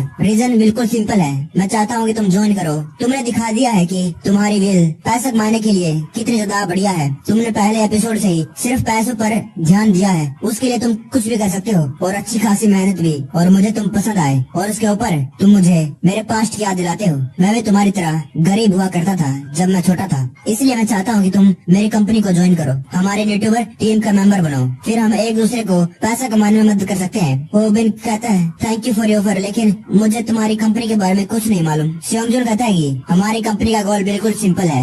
हमारा प्लान है कि हम यूट्यूब सिंगल इंडिविजुअल से बदलकर पूरे यूट्यूब को बदलने वाले हैं। करंटली सारे यूट्यूबर्स एक दूसरे से कंपटीशन में लगे हुए हैं, लेकिन वो बड़ी पिक्चर नहीं देख रहे हैं और हम उसी का फायदा उठाएंगे और एक ग्रुप में चलेंगे। हम सब्सक्राइबर्स गेन करेंगे एक दूसरे के कंटेंट को शेयर करके, प्रमोट करके। बेसिकली हम पूरे यूट्यूब वर्ल्ड को इन्वेड करेंगे, उन पर अटैक करेंगे और कॉन्कर करेंगे। अगर तुम हमारी कंपनी को ज्वाइन करोगे तो ये कॉपीकैट वाला इंसिडेंट दोबारा कभी नहीं होगा, बिकॉज हम सभी एक दूसरे का ध्यान रख रहे होंगे। स्नैपर कहता है कि डैम इट, ये तो इतना ज्यादा अमेजिंग है। इसका मतलब एक 5 मिलने वाला यूट्यूबर वो तुम्हारे पीछे खड़ा होगा। मैं शर्त लगा सकता हूँ कि तुम इसके बाद मुझे तो बड़े बन जाओगे और इसी कंपनी में और भी ज्यादा बड़े बड़े लोग होंगे, और अगर तुम इसके साथ एक कोलैब भी करोगे तुम्हारे 5 लाख सब्सक्राइबर हो जाएंगे। शियोंगजुन कहता है कि होबिन इसके बारे में अच्छे से सोचो। अभी करंटली हमारी कंपनी और लोगों को रिक्रूट कर रही है। हम उन लोगों को ढूंढ रहे हैं जो हमारी कंपनी के लिए अच्छे हैं, जिनके पास वो है जिनसे वो एक यूट्यूबर बन सकते हैं। हम देखते हैं कि तानशियोन के पास एक बंदा था और कहते कि एक्सक्यूज मी, क्या तुम तानशियोन हो? सीन कट होता है और हम रूमी के घर का सीन देखते हैं। वो सोच रही थी कि वो आज स्ट्रीम पे क्या करेगी। एक मिनट, ये क्या है? एक वाउचर। अब हम मीट मार्केट का सीन में आ जाते हैं। वहाँ पर मांगी वांग लाइव स्ट्रीम चला रखा था और अपने सब्सक्राइबर से बात कर रहा था। क्या बात है जनार A82, कांग्रेचुलेशन, तुम्हारा हेयर ट्रांसप्लांट हो गया। कमेंट आ रहे थे मांगी वांग, तुम्हें भी एक प्रोसीजर करवा लेना चाहिए। फिर अगला पूछता है कि तुम्हें मालूम है कि प्रोस्कार टैबलेट को ऐसे इजी तरीके से कैसे काटा जाए। फिर वो लोग जिनके हेयर लॉस थे वो भी एक दूसरे से बात कर रहे थे और मांगी वांग देखने में खुश लग रहा था। तब उसके पास कोई आता है। मांगी वांग अपनी लाइव स्ट्रीम में ही मगन था और वो कहते हैं कि हाँ मैं करवा लूंगा, लेकिन जैसे तुम लोगों को मालूम है कि मेरे पास इतना पैसा। तभी वो लड़की कहती है क्या तुम ही मांगी वांग हो, है ना? तुम्हें पैसों की जरूरत है। शियोंगजुन कहता है कि होबिन मुझे ज्वाइन कर लो, मैं तुम्हें 100 मिलियन वॉन दूंगा। जितने भी यूट्यूबर्स जिसने मेरी कंपनी को ज्वाइन कर रखा है उन सभी को इतने पैसे मिले हैं, तुम चिंता मत करो, ये तो बस एक साइन ऑन बोनस है। होबिन ये सुनकर शौक हो गया था। 100 मिलियन वॉन। स्नाइपर कहता है कि बस खड़े मत रहो डमस, जल्दी करो, उसको कहो कि तुम ज्वाइन करोगे। अगर वो कहेगी तो उसके जूते चाट, तो तू जूते भी चाट लेना, तो इस अपॉर्चुनिटी को मिस मत कर। होबिन कहता है कि 100 मिलियन मैं तुम क्या करवाना चाहते हो? तुम्हारे जूते चाट रहे हैं, मैं तुम्हारी कंपनी को ज्वाइन करूंगा, तुम जो कहोगे वो मैं करने को तैयार हूँ। होबिन आप पर कहता है कि कौन इसकी कंपनी ज्वाइन नहीं करेगा, 100 मिलियन वॉन जो दे रहा है। तभी वो उनका ध्यान भटक जाता है, ये क्या है? शियोंगजुन कहता है कि कम ऑन, और अपन मन में कहता है कि ये यहाँ पर क्या कर रहा है? और होबिन अपने मन में कहता है कि क्या बंदा मेरे लिए आया है? शियोंगजुन कहता है कि लगता है मेरे रेस्टोरेंट में कोई घुसाया है, जबकि मैंने साइन लगा रखा कि आज रेस्टोरेंट बंद है। सर आप यहाँ पर ट्रेस पासिंग कर रहे हैं, आज हमारा रेस्टोरेंट बंद है। ये वायरल हो गया था। सीन कट होता है और हम किसी के घर का सीन देखते हैं। वो बंदा फोन पर कहता है तो तुम एक और यूट्यूबर को लाना चाहते हो क्या? हमारे पास पहले ही काफी लोग नहीं है क्या? वो लड़की पूछती है कि कौन है? वो लड़का कहता है कि बॉस, वो एक और यूट्यूबर को हमारी टीम में ला रहा है। वो लड़की कहती है कि अब उसको क्या चाहिए? अब वो कौन है, किसको ला रहा है? अब ये मत कहना कि तुम उससे जेलस हो, बताओ ना कौन है वो, कम ऑन टेल मी, बताओ। वो लड़का कहते है कि ये वायरलेट है। वो लड़की कहती है कि ओह माय गॉश, सच्ची में? मैं देखना चाहती हूँ, मैं जानना चाहती हूँ कि वो ऑफ स्क्रीन कैसा दिखता है, कैसा हो, क्या सच्ची हमारी कंपनी ज्वाइन करेगा? इसका मतलब हम उसके साथ काम करने वाले हैं। अब से देखते हैं। मैं ये कपड़ा पहनना चाहती हूँ, क्या तुम मेरे लिए इसको नहीं खरीदोगे? क्या तुम इसको मेरे लिए नहीं खरीदोगे? क्या मैं ऑर्डर कर दूं? वो लड़का कहता है ये बहुत महंगा है। नहीं। वो लड़की कहती है कि नहीं। फिर वो लड़का कहता है कि ठीक है। फिर लड़की से चिपक जाती है और हंसने लगती है, ये मैं इसको ऑर्डर करती हूँ, तुम मेरी बेस्ट हो। क्या वायरलेट सच्ची में हमारी कंपनी ज्वाइन करेगा? मैं उसके साथ दोस्ती करना चाहती हूँ, मैं उसके साथ दोस्ती कर सकती हूँ, है ना? वो लड़का कहता है कि हाँ, जब तक वो लाइन क्रॉस नहीं करेगा तब तक। वही रेस्टोरेंट में स्नाइपर और होबिन दोनों शौक थे। होबिन अपने मन कहता है कि व्हाट द हेल, मुझे लगा था कि ये यहाँ पर वायरल वाला मुझे मारने के लिए आया है। इसके पास एक चाकू है, अब मुझे क्या करूँ, मैं क्या करूँ? होबिन कहता है कि पुलिस को बुलाओ, 911 टाइप कर। लेकिन एक मिनट, ये लोग क्या बात कर रहे हैं? क्या ये लोग एक दूसरे को जानते हैं? वायरल वाला कहता है कि साले मदरफकर, मैंने तेरे लिए कुत्ते की तरह काम करा, मैं इधर से उधर जाता रहा सिर्फ तेरे लिए, क्योंकि मैं तेरे पर ट्रस्ट करता था, और लेकिन अब तू मुझे निकालना चाहता है। और तो और इतना काफी नहीं था, मैं देख रहा हूँ कि तूने वायर हिट को भी यहीं पर बुला लिया है, जैसे कि तूने मुझे निकाला तुरंत। ध्यान से सुन, मैं इतना भी गधा नहीं हूँ जितना तू सोचता है। शियोंगजुन कहता है हियोंसु, तू इतना ज्यादा कांप क्यों रहा है? मुझे लगा था कि तू यहाँ पर मुझे चाकू मारने के लिए आया है। क्या तू इसलिए नाराज है क्योंकि अब मुझे तेरी जरूरत नहीं है? क्या तू इसलिए यहाँ पर आकर मुझे चाकू मारने के लिए आया है? क्या तूने पहले कभी किसी को चाकू मारा है? मैं तुझे एक सीक्रेट बताता हूँ, इस दुनिया में 2 प्रकार के लोग होते हैं जिनको मैं कभी भी माफ नहीं करता हूँ। पहला है जो मुझे मारने की कोशिश करते हैं, दूसरा है जो मुझे मारने की कोशिश करते हैं। अगर तू मुझे अभी नहीं मारेगा तो बाद में तू ही मरने वाला है। वो दोनों आपस में लगे हुए थे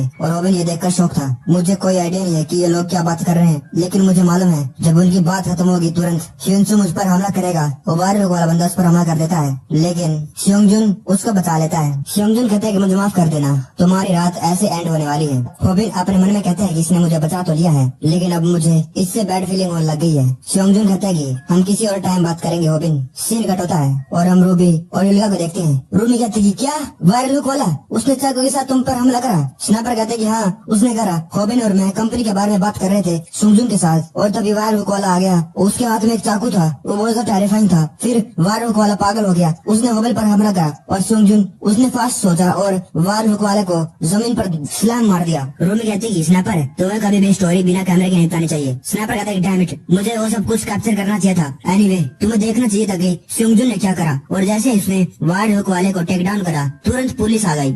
सेयोंगजुन कितना ज्यादा बैड ऐसा लग रहा था। युरुका कहती कि होबिन क्या तुम ठीक हो, क्या तुम्हें चोट लगी? होबिन कहता है कि ठीक है, मैंने डिसाइड कर लिया है, मैं सेयोंगजुन की टीम को ज्वाइन करूंगा। स्नैपर कहता है कि तुमने बहुत ज्यादा राइट चॉइस करी है होबिन, क्यों ना हम वीडियो इंडस्ट्री को हिला कर रख दे।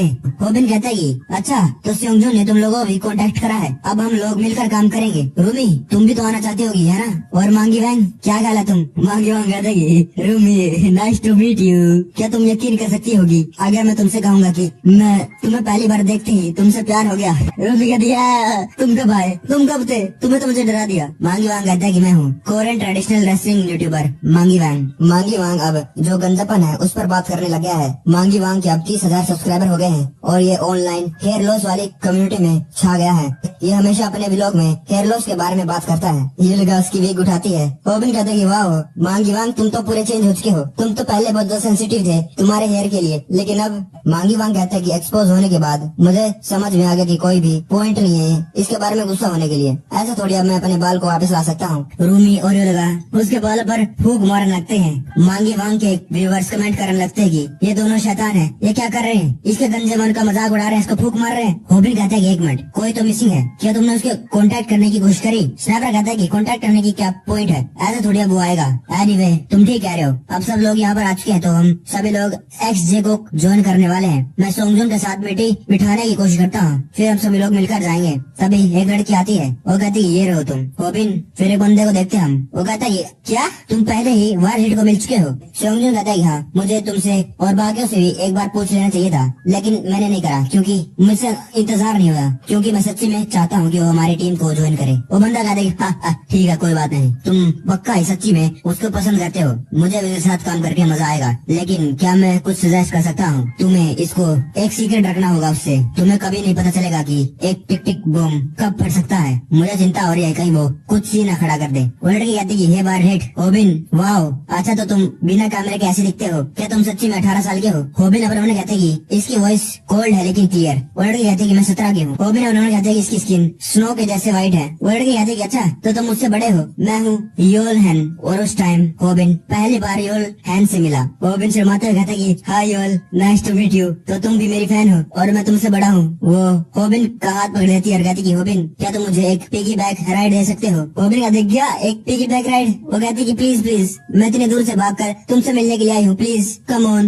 होबिन कहता है ठीक है आ जाओ, मैं अपने फैंस के लिए कुछ भी कर सकता हूँ। योल कहती है वाह क्या तुम सच्ची में देने वाले हो? ठीक है फिर मैं तुम्हारे बैक पर सच्ची में चढ़ने वाली हूँ। होबिन कहता है ठीक है चढ़ जाओ जब भी तुम रेडी हो। तभी वही बंदा आ जाता है और होबिन को गर्दन से पकड़ देता है और कहता है कि हे तुझे क्या लग रहा है तू क्या कर रहा है, तू पहले कभी योल से मिला भी नहीं है। योल खड़े खड़े देख रही थी। फिर मांगी वैंग अपनी टोपी पहन लेता है। वो बंदा कह रहा है हम एक दूसरे को अब से ज्यादातर देखने वाले हैं, इसीलिए मैं तुझे पहले ही बता देता हूँ। मांगी वैंग कहता है कि मांगी वैंग इज रेडी फॉर एक्शन। वो बंदा कहता है मुझे नफरत है जब लोग लाइन को क्रॉस करते हैं। फिर पीछे से आवाज आती है अच्छा योल थोड़ी शौक हो गई थी, ये तान शोंजी था। वो कहता है कि अच्छा तुम्हारा मतलब इससे है ऐसे। उसने उसके पर्स को उठाकर उसकी गर्दन पर लगा दिया था। योल होबिन को उठाती है। होबिन खांसने लग गया था। होबिन और उन्होंने कहते हैं कि मुझे यकीन नहीं है कि मैंने इसको गुस्सा दिलाने के लिए क्या कर दिया, मैं तो बस उसके साथ मजाक कर रहा था। मुझे लगा कि वो मेरी फैन है, लेकिन मैं ये डिजर्व नहीं करता हूँ कि इसने मुझे ऐसे टेबल पर मारा मेरी गर्दन पकड़कर। मैं वैसे भी उसमें असल में थोड़ी देने वाला था, लेकिन फिर भी यार। होबिन कहता है कि साले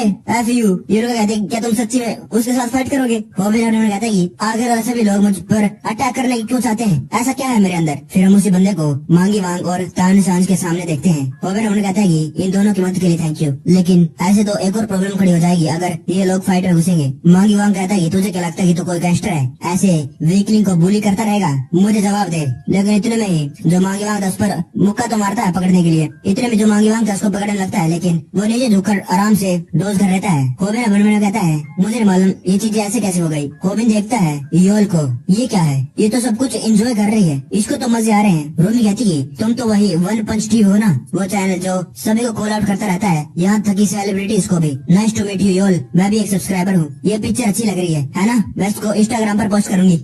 योल कहती तुझे क्या लग रहा है तू क्या कर रही है, क्या तूने मेरी फोटो ली? अच्छा होगा तेरे लिए कि इसको डिलीट कर। रूमी कहती है तू तेरी बात छोटी सी बात पर गुस्सा क्यों हो गई? क्या तेरे लिए लोगों को मैनिपुलेट करना पसंद है? तुझे मजा आता है क्या? तू चिंता मत कर, मैंने तो लाइव स्ट्रीम को पहले ही बंद कर दिया है। होबिन और उन्होंने कहते हैं ये लोग क्या बात कर रहे हैं? मैंने अभी भी सुना कि रूमी ने कहा कि एक यूट्यूबर है। रूमी कहती कि लेकिन मेरे पास तुम लोगों के लिए एक बैड न्यूज है, बाकी लोग तुम्हारे भोले चेहरे पर भरोसा कर लेते देखते होंगे, लेकिन मैं नहीं, मैं सब कुछ देख सकती हूँ। तुम पहले तो एक्टिंग करते रहोगे जब तक तुम्हें वो नहीं मिल जाता जो तुम देखना चाहती हो, और तुम्हें उसके अंदर एक किक मिलता है। तुम्हें लोगों से वो करवाने में मजा आता है जो तुम करवाना चाहती हो। तुम्हें लगता है, तुम सोचती हो कि लोगों को मैनिपुलेट करना मजेदार है। तुम्हें तो बड़ा मजा आता होगा जब चीजें वैसी हो जाती है जैसे तुम करवाना चाहती हो। लेकिन तुम्हें एक बार अपने आप को अच्छे से देखना चाहिए, क्योंकि तुम जितना भी मेकअप से इसे कवर करने की कोशिश करो, चाहे कितने भी फैंसी कपड़े पहन लो, लेकिन मैं तुझे देख कर बता सकती हूँ कि तेरे पास कोई भी सेल्फ रिस्पेक्ट नहीं है। फिर वो बंदा रूमी का कॉलर पकड़ देता और कहता है, हे यू, तेरी इतनी हिम्मत, ये तूने योल के साथ क्या कहा? तेरी इतनी कहने की कैसी हिम्मत हो गई? तायन चोंज उसको मुंह पर लात मार देता और कहता है कि शायद जिसने उसको जगाने की कोशिश करी है उसकी सच्चाई दिखाई है। तायन चोंज थोड़ा शौक हो जाता है। उसकी लात खाने के बाद भी उसको ज्यादा कुछ नहीं हुआ, बल्कि वो तो पलट मार करने के लिए उस पर ही आ गया। तायन चोंज अपन उन्हें कहते हैं कि लगता है इसको देखकर इसको अच्छे से फाइट हैंडल करना आता है। फिर वो योल कहती है, मैं जा रही हूँ। वो बंदा मुक्का मारते मारते रुक जाता है और कहता है कि रुको, मैं भी आ रहा हूँ। वो बंदा अपने गाल को हाथ लगाता है और तायन चोंज की तरफ देखता है। तायन चोंज की लात फिर से उसके मुंह के पास पहुंच जाती है। वो कहता है कि कहाँ देख रहा है, ज्यादा अपने मास्टर के पास चला जा, बगले चल चल, एक वफादार कुत्ते की तरह जैसे कि तू है, चल। मांगी वांग कहता है कि मुझे पसंद आया कि तुम खाली खूबसूरत नहीं हो। पिछली बार मेरा दिल जब ऐसे धड़का था तब मेरे बाल थे और मैं तब 7 साल का था और मेरे कोच ने मुझे फर्स्ट फ्लोर से नीचे फेंक दिया था। मुझे मालूम है कि मैं बहुत ज्यादा स्ट्रेट फॉरवर्ड बात कर रहा हूँ और आज हम पहली बार मिले हैं, लेकिन क्या तुम मुझसे शादी करोगी? मैं देख पा रहा हूँ कि तुम मेरी बात नहीं सुन रहे हो। यूलिका पूरी खुश हो गई जो कहती कि हे गोल्ड डिगर, तूने ऐसा कैसे कर दिया? तूने इसको कैसे भगा दिया? स्नैपर भी कहता है, डैम रूमी, तुम तो कितने ज्यादा बैड हो। तुमने देखा हो कितने ज्यादा गुस्सा हो गई थी उसकी शक्ल। यूलिका कहती है, मैं तो खुद उसको एक सबक सिखाना चाहती थी, लेकिन रूमी कहती है, तुम उसको किस बात के लिए सबक सिखाना चाहती हो? रूमी कहती कि उसकी इतनी हिम्मत कि वो यहाँ पर आकर पिगी राइड मांगे। रूमी कहती है, ठीक है जाओ उनको सबक सिखाओ। यूलिका कहती है, ठीक है मैं सिखाऊंगी। नहीं नहीं, मैंने अपना माइंड चेंज कर लिया है। होबिन वहीं पर खड़ा था और अपन सोच रहा था आखिरकार एग्जैक्टली ये योल की डील क्या थी। मैं उसके साथ दोबारा मिलना नहीं चाहता हूँ, मैं उसको देखना नहीं चाहता हूँ। आखिरकार सभी लोग मुझे एक शीट की तरह ट्रीट क्यों करते हैं? क्यों सभी लोग मुझे टारगेट करते हैं? क्या मैं कोई एक लूजर हूँ? क्या मैं कोई मंदिर का घंटा हूँ? हर कोई बजा जाता है, मारो हमको जिंदा मत छोड़ो सालो, हम कोई मंदिर का घंटा है कि कोई भी आके बजा जाता है। जीवन कहता है कि हाँ तू है और इसको सर पर लात मार देता है। टाइम कहता है कि साले तूने मुझे इनवाइट क्यों नहीं करा? ओविन कहता है कि मुझे लगा कि तुम नहीं आओगे, सिर कट होता है। और हम 3 बंदों को देखते हैं। एक कहते हैं कि यो वहाँ पर देखो, दूसरा कहते हैं क्या हो गया, तीसरा कहते हैं वाह व्हाट अ हॉट टी। उसके साइड में क्या उसका वो बॉयफ्रेंड है? सालो तुम्हारी भाभी को मत देखो, वो मेरी है, काश मेरी भी ऐसी गर्लफ्रेंड होती। फिर ये बंदा कहता है, तूने इस लड़की के बारे में क्या कहा? वो कहते कि तुम्हारा क्या मतलब? फिर वो कहता है, पहले तुम इसके बारे में बात कर रहे थे और अब जाना चाहते हो। योल कहती है कि तुम किसके बारे में बात कर रहे हो? उसकी आंखों को देखता है। योल अभी भी रूमी की बातों को याद कर रही थी कि वो उसकी असली चेहरे को देख सकती है, चाहे वो कितना ज्यादा फैंसी क्लोथ पहन ले या फिर मेकअप कर ले। वो देख सकती है कि उसके पास कोई भी सेल्फ रिस्पेक्ट नहीं है। वो लड़का कहता है, तो क्या तुम उस लड़की को ऐसे ही छोड़ने वाली हो? तुम उसके साथ कुछ नहीं करोगी? योल कहती है, मैं चाहती हूँ तुम इनको पीटो। वो कहता है कि क्या है इतना बेरेड लो, किस बात में करो, चलो हमें घर पे जाना है। क्या तुम्हें भूख नहीं लगी? मैं तुम्हें रामन खिलाऊंगा। योल पहले तो उसको देखती रहती है, फिर उनके पास आती है, तुम दोनों क्या तुम लोग मुझे पिगी राइड दोगे? फिर वो कहते हैं, क्या तुम चाहते कि हम तुम्हें पिगी राइड दें? होली शिट, मैं बहुत जेलस हो गया हूँ। तुम किसका इंतजार कर रहे हो? डमैस जल्दी करो, पोजीशन बनाओ। वो तीनों पोजीशन बनाते हैं और कहते हैं प्लीज मेरे ऊपर। नहीं नहीं मेरे ऊपर, मेरी बैग बहुत कंफर्टेबल है। वो बंदा पर हमने कहता है मैं करना तो नहीं चाहता हूँ, लेकिन सिर कट होता है। और कोई रूमी की वीडियो देख रहा था। रूमी कहती है मैं यहाँ पर वन पंच टीवी के साथ हूँ, don't forget to like and subscribe. वो बंदा कहता है मैं ये होप कर रहा था कि ये दोनों कभी ना मिले, लेकिन ऐसा ही हो गया। शायद हम इसको रोक नहीं सकते थे। कंपनी ज्वाइन करवाने के लिए शायद ये कदम उठाना ही पड़ता। होबिन तुम्हारे लिए अच्छा होगा कि तुम बच कर रहो योल हैंड से। वो एक टिक टिक टिक टाइम बॉम्ब है जिसको मैं खुद भी कंट्रोल नहीं कर सकता हूँ। फिर वो उसको उठाकर घर ले जा रहा था। वो कहता है कि तुम उसको अकेले छोड़ दोगी है ना? योल कहती है मुझे नहीं मालूम तुम किस बारे में बात कर रहे हो। वो लड़का कहता है मैं उसी लड़की रूमी के बारे में बात कर रहा हूँ, तुम उसके साथ कुछ तो नहीं करोगी? उसको अकेला छोड़ दोगी? योल कहती है ठीक है। हम देखते हैं कि उसने उन तीनों को मार मार कर उनका बुरा हाल कर दिया था, सब जगह खून खून पड़ा था। वो लड़का कहता है कि तुम बदला बिल्कुल भी मत लेना, ठीक है? हम रूमी को देखते हैं। वो पढ़ाई कर रही तो कहती कि इंग्लिश कितनी ज्यादा मुश्किल है, शायद मुझे इंग्लिश सबटाइटल लिखने के लिए किसी को हायर कर लेना चाहिए। नहीं इतने मेरे पास पैसे नहीं है, शायद मुझे अच्छे से पढ़ाई करनी चाहिए और खुद अपने सबटाइटल लिखने चाहिए। फिर वो कुछ सोचने लगती है, शायद मैंने उसको कुछ ज्यादा ही कह दिया, लेकिन मैंने उसकी फोटो इंस्टाग्राम पर थोड़ी डाली है जैसे कि मैंने कहा था। इस जैसी लड़कियां बहुत ज्यादा जल्दी हर्ट हो जाती हैं, शायद मुझे उससे माफी मांगनी चाहिए। फिर उसके फोन में मैसेज आता है, ये तुम क्या बात कर रहे हो? ये लोग क्या बात कर रहे हैं? मुझे होबिन के साथ कोलैब करने के लिए प्रिपेयर करना होगा, मुझे इस जैसे डिस्ट्रैक्शन के लिए टाइम नहीं है। लेकिन फिर वो शौक हो जाती है ये क्या है, वो कुछ बोल भी नहीं पाती है। सीन कट होता है और हम एक पोस्ट पे क्लिक करते हुए कुछ देखते हैं। ये योल ही थी। वो डुन डुन डुन कुछ कह रही थी और कहती कि here we go, hi everyone, welcome back to another episode of One Punch TV, जिसके अंदर हम कुछ सीक्रेट्स आपको बताने वाले हैं। कमेंट आ लगते ही देखते हैं कि आज किसको कॉल आउट करेगी। बहुत ज्यादा जोर से बारिश हो रही थी। हम हॉबिन को देखते हैं। वो कहते हैं कि मुझे लगा था कितनी बारिश हो जाएगी आज मैं रूमी के साथ कोलैब करने वाला हूँ। शायद हम हॉट सूप खाते हुए वीडियो बनाए, या फिर आज बारिश हो रही है, क्या पता क्या करना पड़ जाए। और अब मुझे भी नहीं मालूम कि हम सोंगजुन को दोबारा कब मिलने वाले हैं। मुझे उसके साथ मीटिंग करनी होगी अगर मुझे 100 मिलियन वॉन चाहिए हैं। ये क्या है, ये कौन है और इतनी बारिश में ये बाहर क्यों बैठी हुई है? रूमी, ये तो रूमी है। रूमी, तुम यहाँ पर बाहर क्यों बैठी हुई हो? जैसे कि किसी ने तुम्हें घर से बाहर फेंक दिया है। क्या हो गया? मैं समझ गया, तुम मुझ पर दोबारा से एक हिडन प्रैंक कर रही हो। तुम्हें क्या लगा कि मैं हर बार की तरह उसके अंदर फेल हो जाऊंगा? रूमी रोते हुए कहती है, होबिन अब मैं क्या करने वाली हूँ? होबिन कहता है कि रूमी पहले हम अंदर चलते हैं, उसके बाद हम बात करते हैं क्या हुआ। होबिन कहता है कि इडियट, तुम्हें बुखार हो जाएगा। इसका क्या मतलब कि प्रैंक नहीं है? तब तो होबिन को इसके बारे में कोई आइडिया नहीं था कि रूमी उन बास्टर्ड्स की वजह से रो रही थी। सैमडा कहता है कि तुमने beginner level fighting techniques master कर ली है। होबिन को नहीं मालूम था कि उन बास्टर्ड की वजह से उसको और टेक्निक सीखनी पड़ेगी। होबिन कहता है कि अब टाइम आ चुका है लेवल अप करने का, ताकि मैं एक और फाइट में इन्वॉल्व हो सकूं। योल ने एक वीडियो अपलोड कर दी थी। क्या ये सच है कि एक हाई स्कूल यूट्यूबर जो अपने बॉयफ्रेंड के साथ रहती थी, वो एक एस्कॉर्ट का काम करती है और उसने अपनी कई सारी वीडियोस भेज रखी है। Hi everyone, welcome to another episode of One Punch TV, जिनके अंदर हम जो अफवाहें होती हैं उनकी सच्चाई हमारे व्यूअर्स को बताते हैं, उनको एक्सपोज करते हैं, उनको सच बताते हैं जो छुपा हुआ है। मैं हूँ होस्ट योलैंड। 30,000 लोग यही लाइव स्ट्रीम देख रहे थे। आप सभी लोगों को एक पॉपुलर ब्यूटी यूट्यूबर के बारे में तो मालूम होगा और वो एक हाई स्कूल में है, आप सभी को मालूम होगा, लेकिन उसका एक स्कैंडल से भरा हुआ पास्ट है। कमेंट आ रहे थे कि ये किसके बारे में बात कर रही है। योल कहती है इसके पास्ट में उसने बहुत कुछ स्कैंडल कर रखे हैं।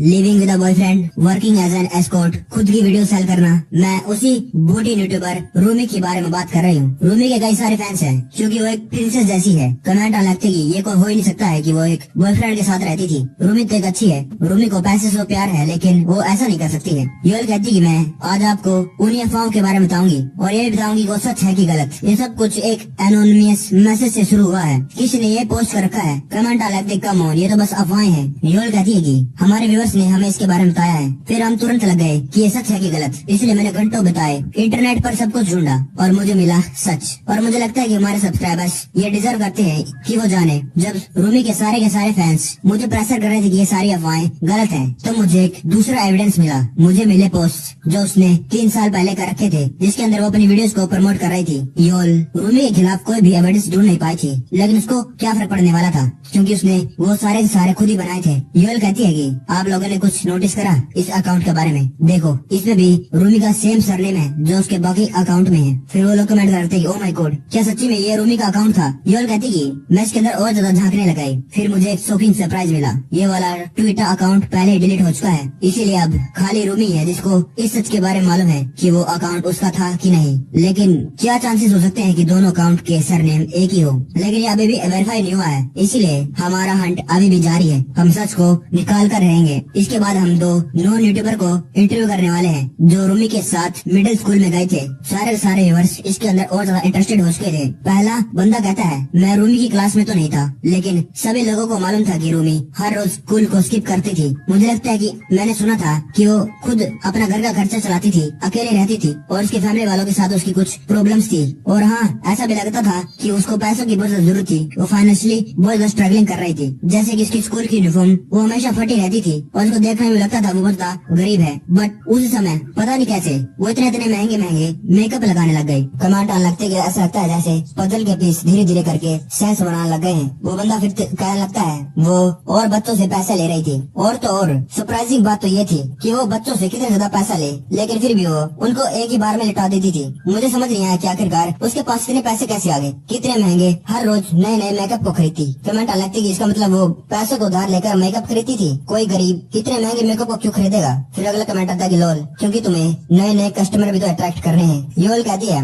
तो तुम कह रहे हो कि रूमी का बिहेवियर बहुत अजीब था। वो स्किल को स्किप करा करती थी, उसकी यूनिफॉर्म फटी रहती थी, लेकिन वो बहुत ज्यादा एक्सपेंसिव मेकअप इस्तेमाल करती थी। उसने और बच्चों से पैसे उधार लिए जबकि वो गरीब थी, लेकिन फिर भी वो पैसे हर बार लौटा देती थी। ओके ठीक है, मैं तुमसे पूछती हूँ, तुमने मुझे बताया कि तुम रूमी के साथ एक एस्कॉर्ट में काम करती थी और वो एक बॉयफ्रेंड के साथ रहती थी और उसने अपनी कई सारी वीडियोस भी साइड बिजनेस में बेच रखी थी। क्या उसका बिहेवियर तुम्हारे लिए कोई सेंस बनाता था? योल ये सब कुछ फेक कर रही थी उसको फर्क नहीं पड़ता था कि अगर लोगों को ये भी पता चल जाए कि वो फेक बना रही है, उसको तो बस अपना बदला लेना है। वो लड़की कहती है हाँ, लेकिन यूएल कहती है ठीक है, हम इस इंटरव्यू को यहीं पर रोकने वाले हैं ताकि हमारे इंटरव्यूअर्स की आइडेंटिटी रिवील ना हो। हम कोई और लीड तो नहीं ढूंढ पाए हैं कि वो एक लड़की के साथ रहती थी या नहीं, लेकिन मुझे पक्का यकीन हो गया है अभी कि हमारे पास काफी एविडेंस है हमारे सामने। सभी लोग रोमी को गाल देने लगते हैं और कहते कि हमने उसको कितना ज्यादा डोनेशन दी, सारे व्यूअर्स उसके खिलाफ हो गए थे। यूएल को पता फर्क क्यों नहीं पड़ रहा था, अगर उसकी जो ये सब कुछ है फेक है वो पता लग गया तो ज्यादा से ज्यादा क्या होगा, उसको एक अपोलॉजी वीडियो बनानी होगी, बस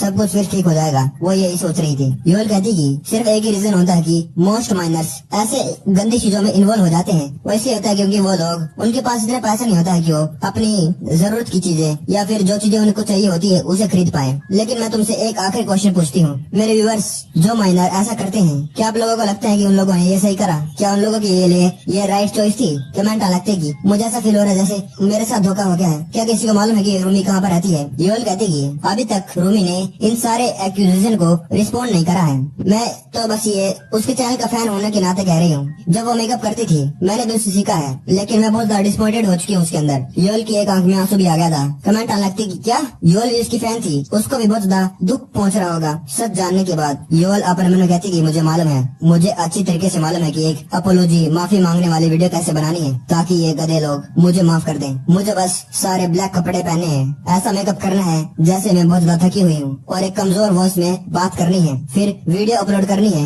एक ब्लैक थंबनेल के साथ ताकि सब कुछ बहुत ज्यादा सीरियस लगे, क्योंकि ये इडियट्स वो बिलीव कर लेंगे जो भी इनके सामने आता है, जो भी मैं इनको दिखाऊंगी वो बिलीव कर लेंगे। सारे के सारे बेवकूफ हैं। कमेंट में सारे के सारे लोग रूमी को गाली दे रहे थे और कोई तो रूमी की वीडियोस को भी मांग रहे थे। यूएल कहती है ठीक है, आज के लिए बस इतना ही, हम आपको फिर कभी मिलेंगे। ये है Yul Han from One Punch TV. Hobin उसी वीडियो को देख रहा था, वो पूरा शौक हो गया था। रूमी कहती है ये सब कुछ सच नहीं है, ये सच नहीं है, ये सच नहीं है। हॉबिन वहीं पर बैठी हुई रो रही थी। सीन कट होता है, हम स्कूल का सीन देखते हैं। स्कूल में रूमी आई नहीं थी। उससे दोस्त कहते हैं कि क्या तुमने कल जो वन पंच वाली लाइव स्ट्रीम हुई थी वो देखी? हाँ मैंने देखी, मैं बहुत ज्यादा शौक हो चुका हूँ। मुझे यकीन नहीं होता है कि उसने इतनी ज्यादा डिसगस्टिंग शीट करी। मुझे मालूम है कि उसको पैसे पसंद है, लेकिन वो इतनी ज्यादा गंदी एस्कॉर्ट का काम कैसे कर सकती है? क्या तुम सीरियस हो? वो जिससे मिलती उससे कर लेती और उसके पैसे मिल जाते। वो लड़का कहता है कि अच्छा वो बूढ़ों के साथ भी कर लेती थी क्या? फिर वो बंदा कहता है कि ऐसा नहीं लगता है कि वो उसको पैसे से प्यार है, बल्कि उसको तो लड़के चाहिए, लड़के। वो हमेशा मेल यूट्यूबर के साथ फ्लर्ट करती रहती है ताकि वो उसके साथ कोलैब कर सके। जरा अच्छे से सोचो,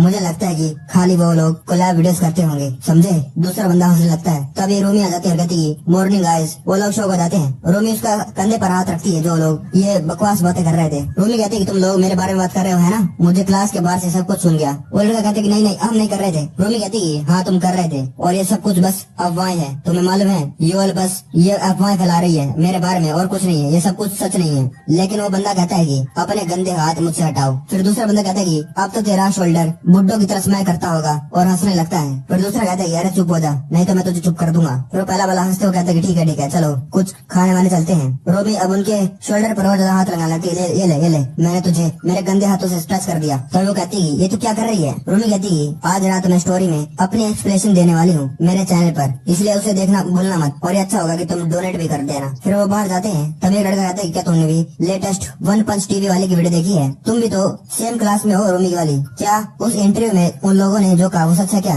वो बंदा कहते कि हाँ, लेकिन तभी रोमी आ जाती है और कहती है हाय गाइस, आज रात मैं अपनी एक्सप्लेनेशन वाली वीडियो बनाने वाली हूँ, मेरी साइड वाली स्टोरी को दिखाने वाली हूँ मेरे चैनल पर, प्रॉमिस कि तुम आओगे जरूर। रोमी सबको यही बोतल बांट रही है और कहती है आज रात मैं स्ट्रीम करने वाली हूँ और इन अफवाहों के बारे में सच बताने वाली हूँ रात 8 बजे, इसलिए तुम जरूर आना। और हाँ तुम डोनेट भी कर सकते हो, तुम लोगों ने रूमर तो सुने होंगे, इसलिए आज रात पक्का आना। रोमी ने सभी लोगों को लॉलीपॉप दे दिए थे। वो घर के लिए जा रही थी, तभी एक लड़का आता और कहते कि रोमी यू, और उसके सामने पैसे कर देता है, क्या ये काफी है? और बाकी लोग हंसने लगते हैं। रोमी कहती कि कम ऑन, मैं सच्ची में ऐसे काम नहीं करती हूँ, वो बस अफवाहें हैं, तुम बस इंतजार करो मैं रात में। तभी मांगी आ जाता है और कहता है इनको तो मैं संभाल लूंगा, मुझे गलत मत समझना, मैं तो यहाँ पर हॉबिन को देखने के लिए आया था। तभी बंदा कहता है ये कौन आ गया? मांगी कहता है कि मैं तो बस यहाँ से जा रहा था, मैंने देखा कि ये लोग तुम्हें तंग कर रहे हैं, इन्हें मैं संभाल लूंगा, मुझे तो पहले आदत हो चुकी है एक बैड गाय होने की। सीन कट होता है। रोमी कहती है कि मेरे चैनल को लाइक और सब्सक्राइब करना मत भूलना। हाय एवरीवन, मैं हूँ रोमी। सभी लोग अभी भी रोमी के लिए गंदे कमेंट कर रहे थे। रोमी कहती है कि मुझे मालूम है कि सभी लोग मेरे बारे में रूमर फैला रहे हैं, लेकिन उनका मेरे साथ कुछ लेना देना नहीं है। मुझे नहीं मालूम था कि इतने लोग मेरे बारे में इतनी फिक्र करते हैं, लेकिन लोग अभी भी उसके लिए गंदे कमेंट कर रहे थे। रोमी कहती है कि तुम लोग चिंता मत करो, मैं आप सभी को बताने वाली हूँ कि सारी अफवाहें सब कुछ गलत है, कुछ भी सच नहीं है, और मैं इंतजार कर रही हूँ जब ये ये सब कुछ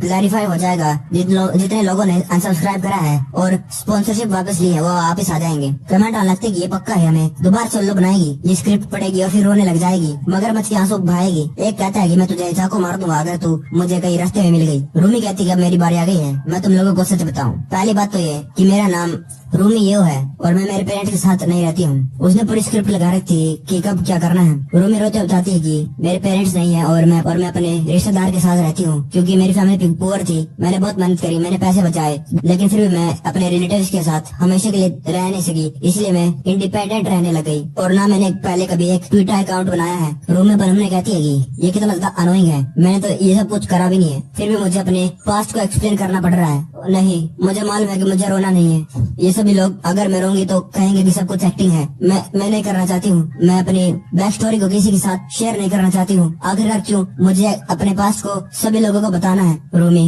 उनको अपना घर दिखाती है, फिर भी कमेंट आने लगते कि ये कमीनी है, तू प्रूफ देना कि तूने ये नहीं करा है। रूमी कहती कि तुम्हें प्रूफ चाहिए है, मैं अब प्रूफ कैसे लाऊं कि मैंने ये नहीं करा है, ना मेरा पहले कभी बॉयफ्रेंड रहा है। अब मैं तुमको कैसे बताऊं, कैसे एविडेंस दूं कि मैं किसी लड़के के साथ नहीं रही हूँ, ना मैंने ऐसी गंदी जॉब करी है, ना ही मैंने अपनी वीडियो भेजी है। लेकिन हाँ, मैंने मेकअप के लिए पैसे उधार लिए हैं, क्योंकि मेरा हमेशा से ये ड्रीम था कि मैं एक ब्यूटी यूट्यूबर बनूं। लेकिन सारे सब्सक्राइबर्स कह रहे थे कि हमें एक्सप्लेनेशन चाहिए है। इतने सालों से जो लोग उसको सपोर्ट कर रहे थे, आज कुछ बेसलेस अफवाहों को सुनकर उसको नीचे गिरा रहे हैं, उसको गालियां दे रहे हैं। उसको समझ में आ जाता है इन लोगों को सच से कुछ नहीं मालूम। कमेंट आने लगते कि रूमी क्या यूट्यूब छोड़ने वाली है, क्या कोई और दूसरी गर्ल व्लॉगर है, ये रोती हुई कितनी ज्यादा अच्छी लगती है, इसको हर रोज रोना चाहिए। रूमी को समझ में आ गया था कि ये लोग तो बस मजा लेने के लिए आए हैं, इनको तो और लोगों की जिंदगी में टांग अड़ाने में मजा आता है। और वो लाइव स्ट्रीम को वहीं पर बंद कर देती है। वो सोचती है कि कम से कम स्कूल में वो उन लोगों को देख तो सकती है जो उसके बारे में बुरा भला कह रहे हैं। वो सोचती है कि काश उसकी मॉम यहाँ पर होती, लेकिन उसको मालूम ही नहीं कि उसकी मॉम दिखती कैसी थी। रूमी को इतने सारे लोग गालियां दे रहे हैं, उसके बारे में बुरा भला कर रहे हैं, लेकिन उसको मालूम नहीं कि ये लोग दिखते कैसे हैं। हम यूएल को देखते हैं, वो भी रूमी की लाइव स्ट्रीम देख रही थी। वो कहती कि इसका मतलब रूमी अब कौन है वो जिसके पास सेल्फ रिस्पेक्ट नहीं है, वो मैं हूँ या तू। और जो बाहर वो लड़का था वो भी ये भी देख रहा था। उसके फोन में मैसेज आता है, वो कहते कि हेलो। फोन में से आवाज आती है, मैंने तुझे पहले ही कहा था, मैंने पहले ही नोटिस कर लिया था कि योल बखेड़ा खड़ा करेगी। मैंने तुझे पहले ही वार्न करा था कि ओबिन के दोस्तों के पीछे मत जाना, क्योंकि वो हमारी टीम को ज्वाइन करने वाला है, इसीलिए इन चीजों को यहीं पर खत्म कर दे इससे पहले कि आगे बढ़े। वो बंदा कहता है कि ठीक है। फिर वो जान लगता है, फिर उसको कुछ गाना सुनाने देता है। हम एक पैर देखते हैं और वो बंदा कुछ गाना गा रहा था। वो कहता है कि मैं एक ऐसा बंदा हूँ जो खाली बैठ नहीं सकता हूँ और एक लड़की को रोते हुए नहीं देख सकता हूँ। मैं एक ऐसा बंदा हूँ जो प्यार करना जानता है। मैं हूँ मांगी वांग और मैं यहाँ पर तुझे टेक डाउन करने के लिए आया हूँ। वो गाना गा रहा था कि वो ग्रेटेस्ट रेसलर है इस दुनिया में। मांगी वांग अपने स्पीकर को हाथ में रखा था और कहता है कि ध्यान से सुन, मुझे नहीं मालूम किसको कॉल आउट कैसे करते हैं, इसलिए मैं तुझे यहीं पर खत्म कर दूंगा, ठीक है। मांगी वांग अपने मन में कहते है कि अगर ये मैं कर सकता हूँ, अगर मेरे पार के अंदर है कि मैं कुछ ऐसा कर सकता हूँ जिससे उसका दिन थोड़ा सा बढ़िया बन जाए, तो मैं जरूर करूंगा, क्योंकि मुझे वही रास्ता तो चुनना है। मांगी के हाई स्कूल में चेयर और डेस्क वो 23.5 इंचेस वाइड और 15.5 इंच लॉन्ग होते हैं और उनकी हाइट होती है 27 इंच। और वो चेयर और टेबल बहुत छोटे हैं सिसिलियन चैंपियन मांगी वैंग के लिए। लोग उसका मजाक उड़ाते थे कि देखो इसको, कोई इस कुर्सी को बचाओ इससे, बेचारी कुर्सी। मांगी वैंग उसका गलत फायदा उठा रहा है। मांगी वैंग एक राइजिंग स्टार था, उसकी किस्मत में लिखा था कि वो ग्रेटेस्ट सिसिलियन चैंपियन बनेगा इस दुनिया में। लेकिन फनी चीज क्या थी कि इस जैसा बंदा उसको भी बुली किया जाता, उसका भी मजाक उड़ाया जाता। तब उसके पास कई सारे लड़के आते हैं। एक कहता है कि मैंने तुझे पहले ही वार्न कर रखा है कि लड़कियों के साथ बात मत करा कर, साला स्टोकर लड़कियों को छेड़ता है। मांगी वांग कहता है कि लगता है कुछ गलत फहमी हो गई है, मैं उन लड़कियों को दोबारा नहीं पूछता हूँ जिन लोगों ने पहले मुझे एक बार रिजेक्ट कर दिया है। तब वो बंदा कहता है कि साले क्या कह रहा गंजे। मांगी वांग उसको गले से पकड़कर उठा लेता और कहता है कि साले दोबारा ये शब्द इस्तेमाल मत कर देना, खास करके मेरे आगे। मांगी वांग के लिए ये सारे पुलिस कीड़े मकोड़ों से ज्यादा बढ़ के कुछ नहीं थे। 6 फुट 9 इंचेस और 333 पाउंड का मांगी वांग के सामने कोई भी खड़ा नहीं हो सकता है। अगर एक बार वो किसी को पकड़ ले तो उसका बचना मुश्किल है। उसके पास ऐसी फिजिक है जो और कोई मैच नहीं कर सकता है। और सबसे ज्यादा डरावनी बात तो ये है कि वो अभी भी ग्रो होना बंद नहीं हुआ है, वो अभी भी ग्रो हो रहा है। मांगी वांग कहते कि क्या ये कोई क्राइम है लड़कियों की तरफ फीलिंग होना, लेकिन पहली बार सीसीएम रेसलर मांगी वांग अपने ओपोनेंट को टेक डाउन करने के लिए सीरियस था, जिसने उसको अनोइंग करा। मांगी वांग कहता कि ध्यान से सुन वन पंच टीवी, मैं सीधा मुद्दे की बात पर आता हूँ। मुझे मालूम है तूने इसके खिलाफ फेक एविडेंस बनाया है। मैं चाहता हूँ कि तू घर जा और अभी जाकर एक अपोलॉजी वीडियो बना और उसके बाद तू अपने कंप्यूटर को तोड़ और मुझे प्रूफ के रूप में एक फोटो भेज। ये इतना भी मुश्किल नहीं है ना? वन पंच वाला कहता है अच्छा तो हम ऐसी चीजों को हैंडल करने वाले हैं, एक काम कर गेट लॉस्ट निकल। मांगी वांग कहता है कि आप बोल क्या कह रहा था? मांगी वांग कहते कि एक बार मैंने तुझे पकड़ लिया ना, फाइट वहीं पर खत्म हो जाएगी। मांगी वांग इतना बड़ा है, इतना पावरफुल है, लेकिन आज तक वो किसी सीरियस फाइट में नहीं लगा। एक चीज थी जो उसने अनदेखा कर दिया था और वो उसका पहली बार था कि वो एक प्रोफेशनल बॉक्सर के साथ फाइट कर रहा था। वो वन पंच वाला मांगी वांग के मुंह पर मुक्का मार देता है और वो मांगी वांग का पहली बार था कि वो एक ऐसे ओपोनेंट के खिलाफ खड़ा है जिसके पंचेस बहुत ज्यादा फास्ट है और वो खुद भी फास्ट है, इतना फास्ट है कि मांगी वांग उसको पकड़ने में मुश्किल हो रही है। ये स्किल्स इस कॉम्बैट स्पोर्ट में एमएमए में फंडामेंटल्स कंसीडर किए गए हैं। ये कॉम्बैट स्पोर्ट कई लोगों ने इसके बारे में पहले भी सुन रखा है। ऑफ कोर्स ये बॉक्सिंग है, सभी लोगों को इसके बारे में मालूम होगा। वन पंच वाला कहते हैं कि चला जा, मैं तेरे साथ फाइट नहीं करना चाहता। ये स्पोर्ट एक सिंपल प्रिंसिपल पर बेस है, अपने मुक्कों का इस्तेमाल करना अपने ओपोनेंट को टेक डाउन करने के लिए। मांगी वांग कहते हैं कि बॉक्सिंग कितना ज्यादा अनोइंग है। माफी मांग बॉक्सिंग की एक बेसिक टेक्निक है, वो हमेशा स्टैंड आउट होगी। ये एक ऐसी टेक्निक है जिसको कोई भी अवॉइड नहीं कर सकता है, चाहे वो बच्चे हो जिनको फाइट नहीं करना आता है और या फिर वो यूएफसी चैंपियन हो। मांगी वांग उस पर हमला करता है और कहता है कि मैंने कहा माफी मांग, जो भी तूने रूमी के बारे में झूठ फैलाया है उसके लिए। वो टेक्निक है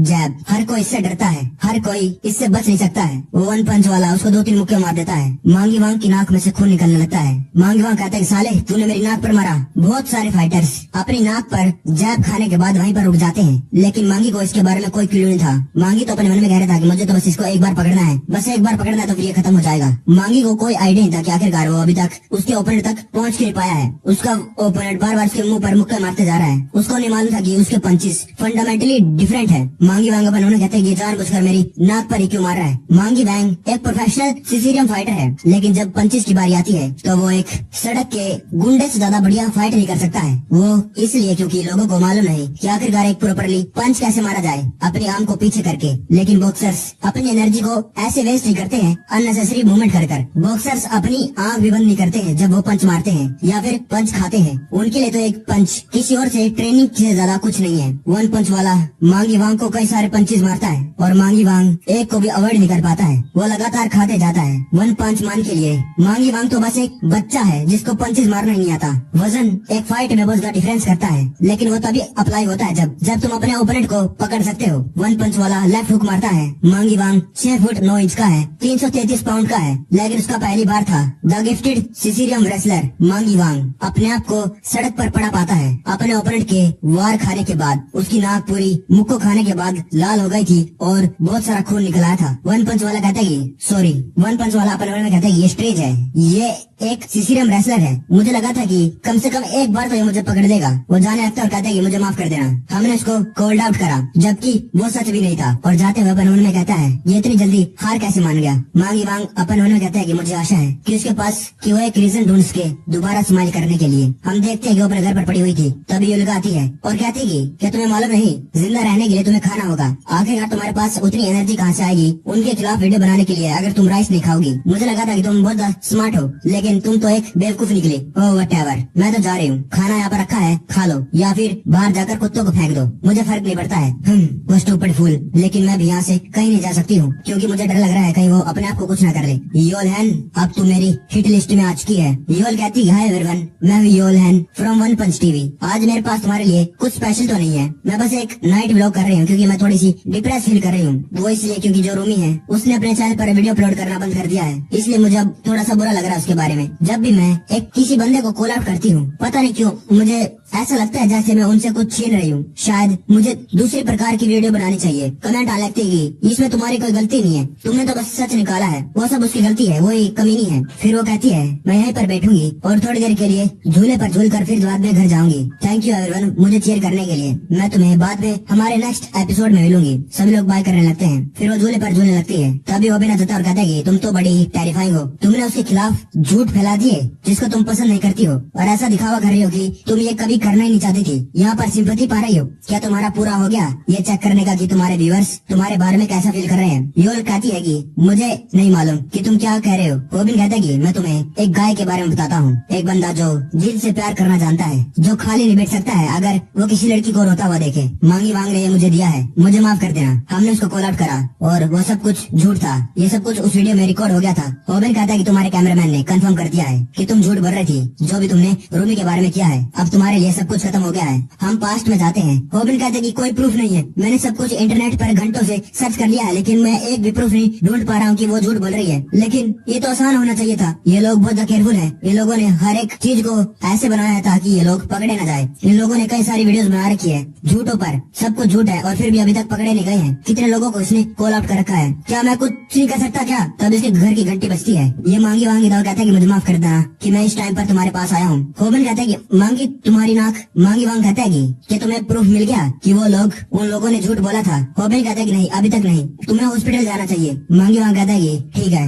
मैं तुम्हें कुछ दिखाना चाहता हूँ। अपने पैंट में हाथ डालता है और कहता है रोबिन कहता है ये तुम क्या मुझे क्या दिखाने वाले हो? मांगी वांग कहता है कि ये है एक्शन कैमरा, इसके अंदर प्रूफ है कि वो लोग उन लोगों ने झूठ बोला था। मैं इतना स्मार्ट तो नहीं हूँ, लेकिन बस यही तरीका था जिससे मैं उसकी मदद कर सकता था। लेकिन तुम अलग हो, मुझे आशा है कि तुम उसकी मदद कर सकते हो इसकी मदद से। रोबिन कहता है कि एक मिनट, तो मतलब तुमने जानबूझकर उसके साथ फाइट नहीं करी? तुमने जानबूझकर उसको पलटवार नहीं करा ताकि तुम ये सच बाहर निकाल सकते हो और वीडियो बना सकते हो? मांगी वांग कहता है जो चीजें हैं और ज्यादा बढ़ जाती है अगर मैं उसका पछवाड़ा फोड़ देता, क्योंकि ना तो मैं उसकी फैमिली हूँ और ना ही उसका दोस्त। उसके लिए चीजें और ज्यादा खराब हो जाती। रोबिन कहता है कि तुम ये सब कुछ मुझे क्यों दे रहे हो? तुम अपने चैनल पर भी तो ये दिखा सकते थे। मांगी वांग अपने मन में कहता है क्योंकि मुझे मालूम है उसको मेरे से ज्यादा दर्द हो रहा है। मांगी वांग कहते हैं कि मैं ऐसा नहीं कर सकता हूँ, मैं उसको ये पता लगाने नहीं दे सकता हूँ कि मैं उसको पसंद करता हूँ, क्योंकि सच बात ये है मुझे उस पर क्रश आ गया है और कहीं वो अपसेट ना हो जाए। मैं इतना ही कर सकता था और अब सब कुछ तुम पर ही निर्भर है। अब हम प्रेजेंट में आ जाते हैं। रोबिन कहता है यूल हैन फ्रॉम वन पंच टीवी, तुम एक टेरिबल पर्सन हो जो औरों को फॉल्सली कॉलिंग करके उनसे पैसा कमाती हो। तुम्हें क्या लगता है कि क्या होगा अगर मैं इसको पोस्ट कर दूंगा ऑनलाइन? और मुझे तो शक हो रहा है कि जितने भी तुमने यूट्यूबर्स को टारगेट करा है वो सब कुछ भी झूठ है, तुमने खुद बनाए हैं। तुम अपने व्यूअर्स को कब से धोखा दे रही हो? अब स्ट्रीम चालू करो, सभी को बोलो कि तुमने जो भी कहा था वो जो झूठ है। अगर तुमने तुरंत अपोलोजाइज करना स्टार्ट नहीं करा, एक टेक्निक जिसको कोई भी अवॉइड नहीं कर सकता है, चाहे वो बच्चे हो जिनको फाइट नहीं आती है या फिर वो जो यूएफसी चैंपियंस है, वो है जैब। योल रोबिन को जैब मार देती है और रोबिन की नाक में से खून निकल आता है। रोबिन पूरा शौक था क्योंकि ये पहली बार था जब रोबिन एक बॉक्सर के साथ फाइट कर रहा था। योल उसका बाजा बना देती है, उसको कई सारे मुक्के मारती है। रोबिन के हाथ से वो कैमरा भी गिर जाता है। जो स्टाइल बॉक्सिंग का वो इस्तेमाल कर रही थी वो बहुत ज्यादा रेकलेस और खतरनाक था। उसने एक ही सेकंड में उस पर हमला कर दिया, फिर वो कैमरा तोड़ देती और कहती कि मुझे पक्का मालूम है कि तुम्हारे पास एक और कॉपी जरूर होगी, लेकिन मेरी बात सुन, तूने मुझे रंगे हाथों तो पकड़ लिया है, लेकिन तू उसके बारे में क्या करेगा? क्या तू मुझे फाइट में हरा सकता है? वो थी इन फाइटर, उनके बीच में जो साइज का डिफरेंस है वो मैटर नहीं कर रहा था। रोबिन अब्राहम कहते कि क्या इसने मुझे मारा, और फिर एकदम से कहती क्या तुम ठीक हो? रोबिन अब्राहम कहते अब मैं क्या करूँ? योल कहती कि क्या बस ये रीजन था तुम मेरे पास आए थे? तुम्हारे पास एक ही वीडियो है जिसके अंदर तुम्हारा एक बंदा मेरे कैमरा मैन के साथ फाइट कर रहा था और तुम उसे एक एविडेंस कहते हो। रोबिन अब्राहम कहते क्या मुझे सीरियसली इसके साथ फाइट करनी होगी? योल फिर अपने हाथ जोड़ देती और कहती कि देखो मैं तुम्हें कुछ बताती हूँ, तुमने मेरे कैमरामैन पर एक अटैक करवाया और फिर तुमने ये अफवाह फैला दी कि मैंने सब कुछ रूमी के लिए ये सब कुछ अगेंस्ट मैंने फैलाया है, ये सब कुछ झूठ मैंने करे हैं और जो फाइट थी वो काफी नहीं थी। फिर तुमने मेरे कैमरामैन से बिना उसकी मर्जी के ये बनवाया। क्या तुम कह रहे हो कि मेरे कैमरामैन ने कहा है कि ये सब कुछ मैंने किया है? क्या उसने कंफर्म कहा है? सच्ची में रोबिन तुम्हें लगता है कि क्या तुम मुझे इतने ज्यादा कमजोर एविडेंस से कॉल आउट कर सकते हो? रोबिन कहता है कि अपोलोजाइज, रूमी से माफी मांग, मेरे पास एक और कॉपी है। योल कहती है कि तुम्हारा वेलकम, तुम मुझे कभी भी कॉल आउट कर सकते हो। और अभी मैं स्ट्रीम स्टार्ट करती हूँ और सबको बताऊंगी तुम मुझे थ्रेटन कर रहे हो, मुझे धमकी दे रहे हो। यहाँ पर मैं दिखाऊंगी उनको रोते हुए कि तुमने मेरे साथ क्या करा। हमारा चैनल बिल्कुल साफ चल रहा था, लेकिन तुमने इस कंट्रोवर्सी में हमारे चैनल पर धब्बा लगा दिया। रोबिन उन्होंने कहते कि ये क्या हो रहा है? योल कहती है तुझे क्या लगता है कि वो भेड़ बकरी क्या बिलीव करेंगे? वो बस उस पर ही बिलीव करते हैं जो वो देखते हैं, या फिर तू मेरे साथ फाइट करेगा जैसे तू बागी के साथ फाइट करता है, लेकिन इसके बारे में लोग कैसा फील करेंगे कि तू एक लड़की के साथ फाइट कर रहा है। रोबिन उन्होंने कहते हैं मैं तो यहाँ पर इसको कॉल आउट करने के लिए आया था, लेकिन ये तो मुझसे ही 4 कदम आगे निकली। मेरे कोई भी मेथड जो मैंने पास्ट में यूज करके हैं उससे मैं इसको हरा नहीं पाऊंगा, और ऑफ कोर्स जो व्यूवर्स हैं वो भी मेरे साइड पर नहीं होंगे अगर मैं इसके साथ फाइट करूंगा। ये वन पंच टीवी से है और इसके 1.5 मिलियन सब्सक्राइबर्स भी हैं। योल कहती कि तुझे क्या सच्ची में लगता है कि तू जीत पाएगा? रोबिन और कहता है कि तो मेरा हाल उस वायर हुक वाले बंदे के जैसा होगा। योल कहती कि तुम कुछ जानना चाहते हो? मैं मैं रूमी के खिलाफ कोई भी एविडेंस ढूंढ नहीं पाई थी। मैं कम से कम इंटरनेट पर उसकी एक पोस्ट तो ढूंढ पाती जिसके अंदर उसने गाली भी दी है, लेकिन मुझे वो भी नहीं मिली। मुझे कुछ नहीं मिला, इसलिए मुझे वो फेक एविडेंस बनाने में बहुत ज्यादा मेहनत लगी है, क्योंकि उसके खिलाफ तो कुछ था ही नहीं और मेरी तरफ से जाकर उसको कंसोल करना, ठीक है। वो भी कहते साली योल उसको मुक्का मार देती है और कहती है जा बाय। सीन घटता है और हम एक सुपर कार को देखते हैं, उसके अंदर से सियोंगजुन निकलता है। फिर वो देखते हैं कि ये कौन है। होबिन तुम यहाँ पर कब से बैठे हुए हो, तुम्हें मुझे फोन करना चाहिए था। होबिन कहता है कि सियोंगजुन कहता है कि क्या ये तुम कोई वीडियो बना रहे हो, क्या ये कोई प्रैंक है। होबिन कहता है कि मुझे सच्ची में तुम्हारी मदद चाहिए है। सियोंगजुन कहता है क्या। होबिन कहता है कि वो लड़की योलहन वन पंच टीवी से उसने मेरे दोस्त के खिलाफ कई सारे झूठ बना दिए हैं। तुम उसे भी जानते हो, उसका नाम रूमी है। तुम उसको जानते हो, वही सेम रूमी है जिसको तुम अपनी कंपनी में रिक्रूट करना चाहते हो। उसने जानबूझकर उसके खिलाफ कई सारे झूठ एविडेंस बनाकर उसको बदनाम कर दिया है और मेरे पास इतना एविडेंस नहीं है कि मैं उसको गलत प्रूफ कर पाऊँ, उसको एक्सपोज कर पाऊँ। तुमने कहा था कि तुम्हें मैं पसंद हूँ क्योंकि मुझे पैसे पसंद है, लेकिन जो रूमी है वो तो मुझसे भी ज्यादा पैसों के लिए पागल है। वो मेरी तरह ही है, मुझे पक्का यकीन है कि तुम्हें वो पसंद आई होगी। सियोंगजुन कहता है कि होबिन काम डाउन। होबिन कहता है कि अगर तुम उसकी हेल्प नहीं करोगे तो रूमी वो कुछ और। सियोंगजुन कहता है कि शांत हो जा, मैं तुम्हें कैसे बताऊं, मुझे माफ कर देना। मुझे तुम्हें उसके बारे में पहले ही वार्न कर देना चाहिए था कि ऐसा कुछ हो सकता है। होबिन कहता है कि क्या। सियोंगजुन कहता है कि होबिन मेरी बात ध्यान से सुन, योलहन वन पंच टीवी वाली वो मेरी कंपनी ही की एक टीम मेंबर है। तो क्या हुआ अगर उसने तुम्हारे एक फ्रेंड को एक्यूज कर दिया है जो उसने नहीं करा है, लेकिन वो बहुत पहले से मेरी टीम की मेंबर है। अभी अपने दिमाग में ये बात डाल ले, अगर तू वन पंच टीवी वालों को कॉल आउट करेगा तो मैं तुझे 100 मिलियन कभी नहीं दूंगा। पैसा कितना ज्यादा मजाकिया चीज है ना। जैसे मैंने 100 मिलियन कहा, तुम्हारे फेस का एक्सप्रेशन चेंज हो गया। मैं एक बिजनेसमैन हूँ होबिन। बिजनेसमैन अपने डिसीजन प्रॉफिट और लॉस पर लेते हैं और ये मेरे लिए कुछ सेंस नहीं बना रहा है कि मैं रूमी की साइड लूं जिसकी अभी सिर्फ 2 लाख सब्सक्राइबर ही हैं, और वहीं दूसरी तरफ वन पंच टीवी जिसके 1.5 मिलियन सब्सक्राइबर्स हैं। मैं तुझे सजेस्ट करूंगा कि तू अच्छे से चूज कर कि तू उस दोस्त का साथ देने वाला है जिसको तू ग्रेजुएट करने के बाद भूल जाएगा। होबिन अपने मन में लगातार 100 मिलियन कह रहा था। होबिन आसमान में देखता है और कहता है कि मुझे माफ कर देना, मुझे सच्ची में माफ कर देना रूमी। सीन कट होता है और हम वन पंच वाले को देखते हैं। होबिन कहता है क्या तुम वन पंच टीवी के पार्ट हो, नाइस टू मीट यू। हमने एचजे कंपनी को साइन कर लिया है और हम ही है वो टीम वायरलेट चैनल के पीछे। स्नैपर कहते कि हम यहाँ पर आकर अपने आप को इंट्रोड्यूस करवाना चाहते थे क्योंकि अब से हम एक साथ काम करने वाले हैं। वो बंदा कहता है अच्छा तुम हाई कहना चाहते हो।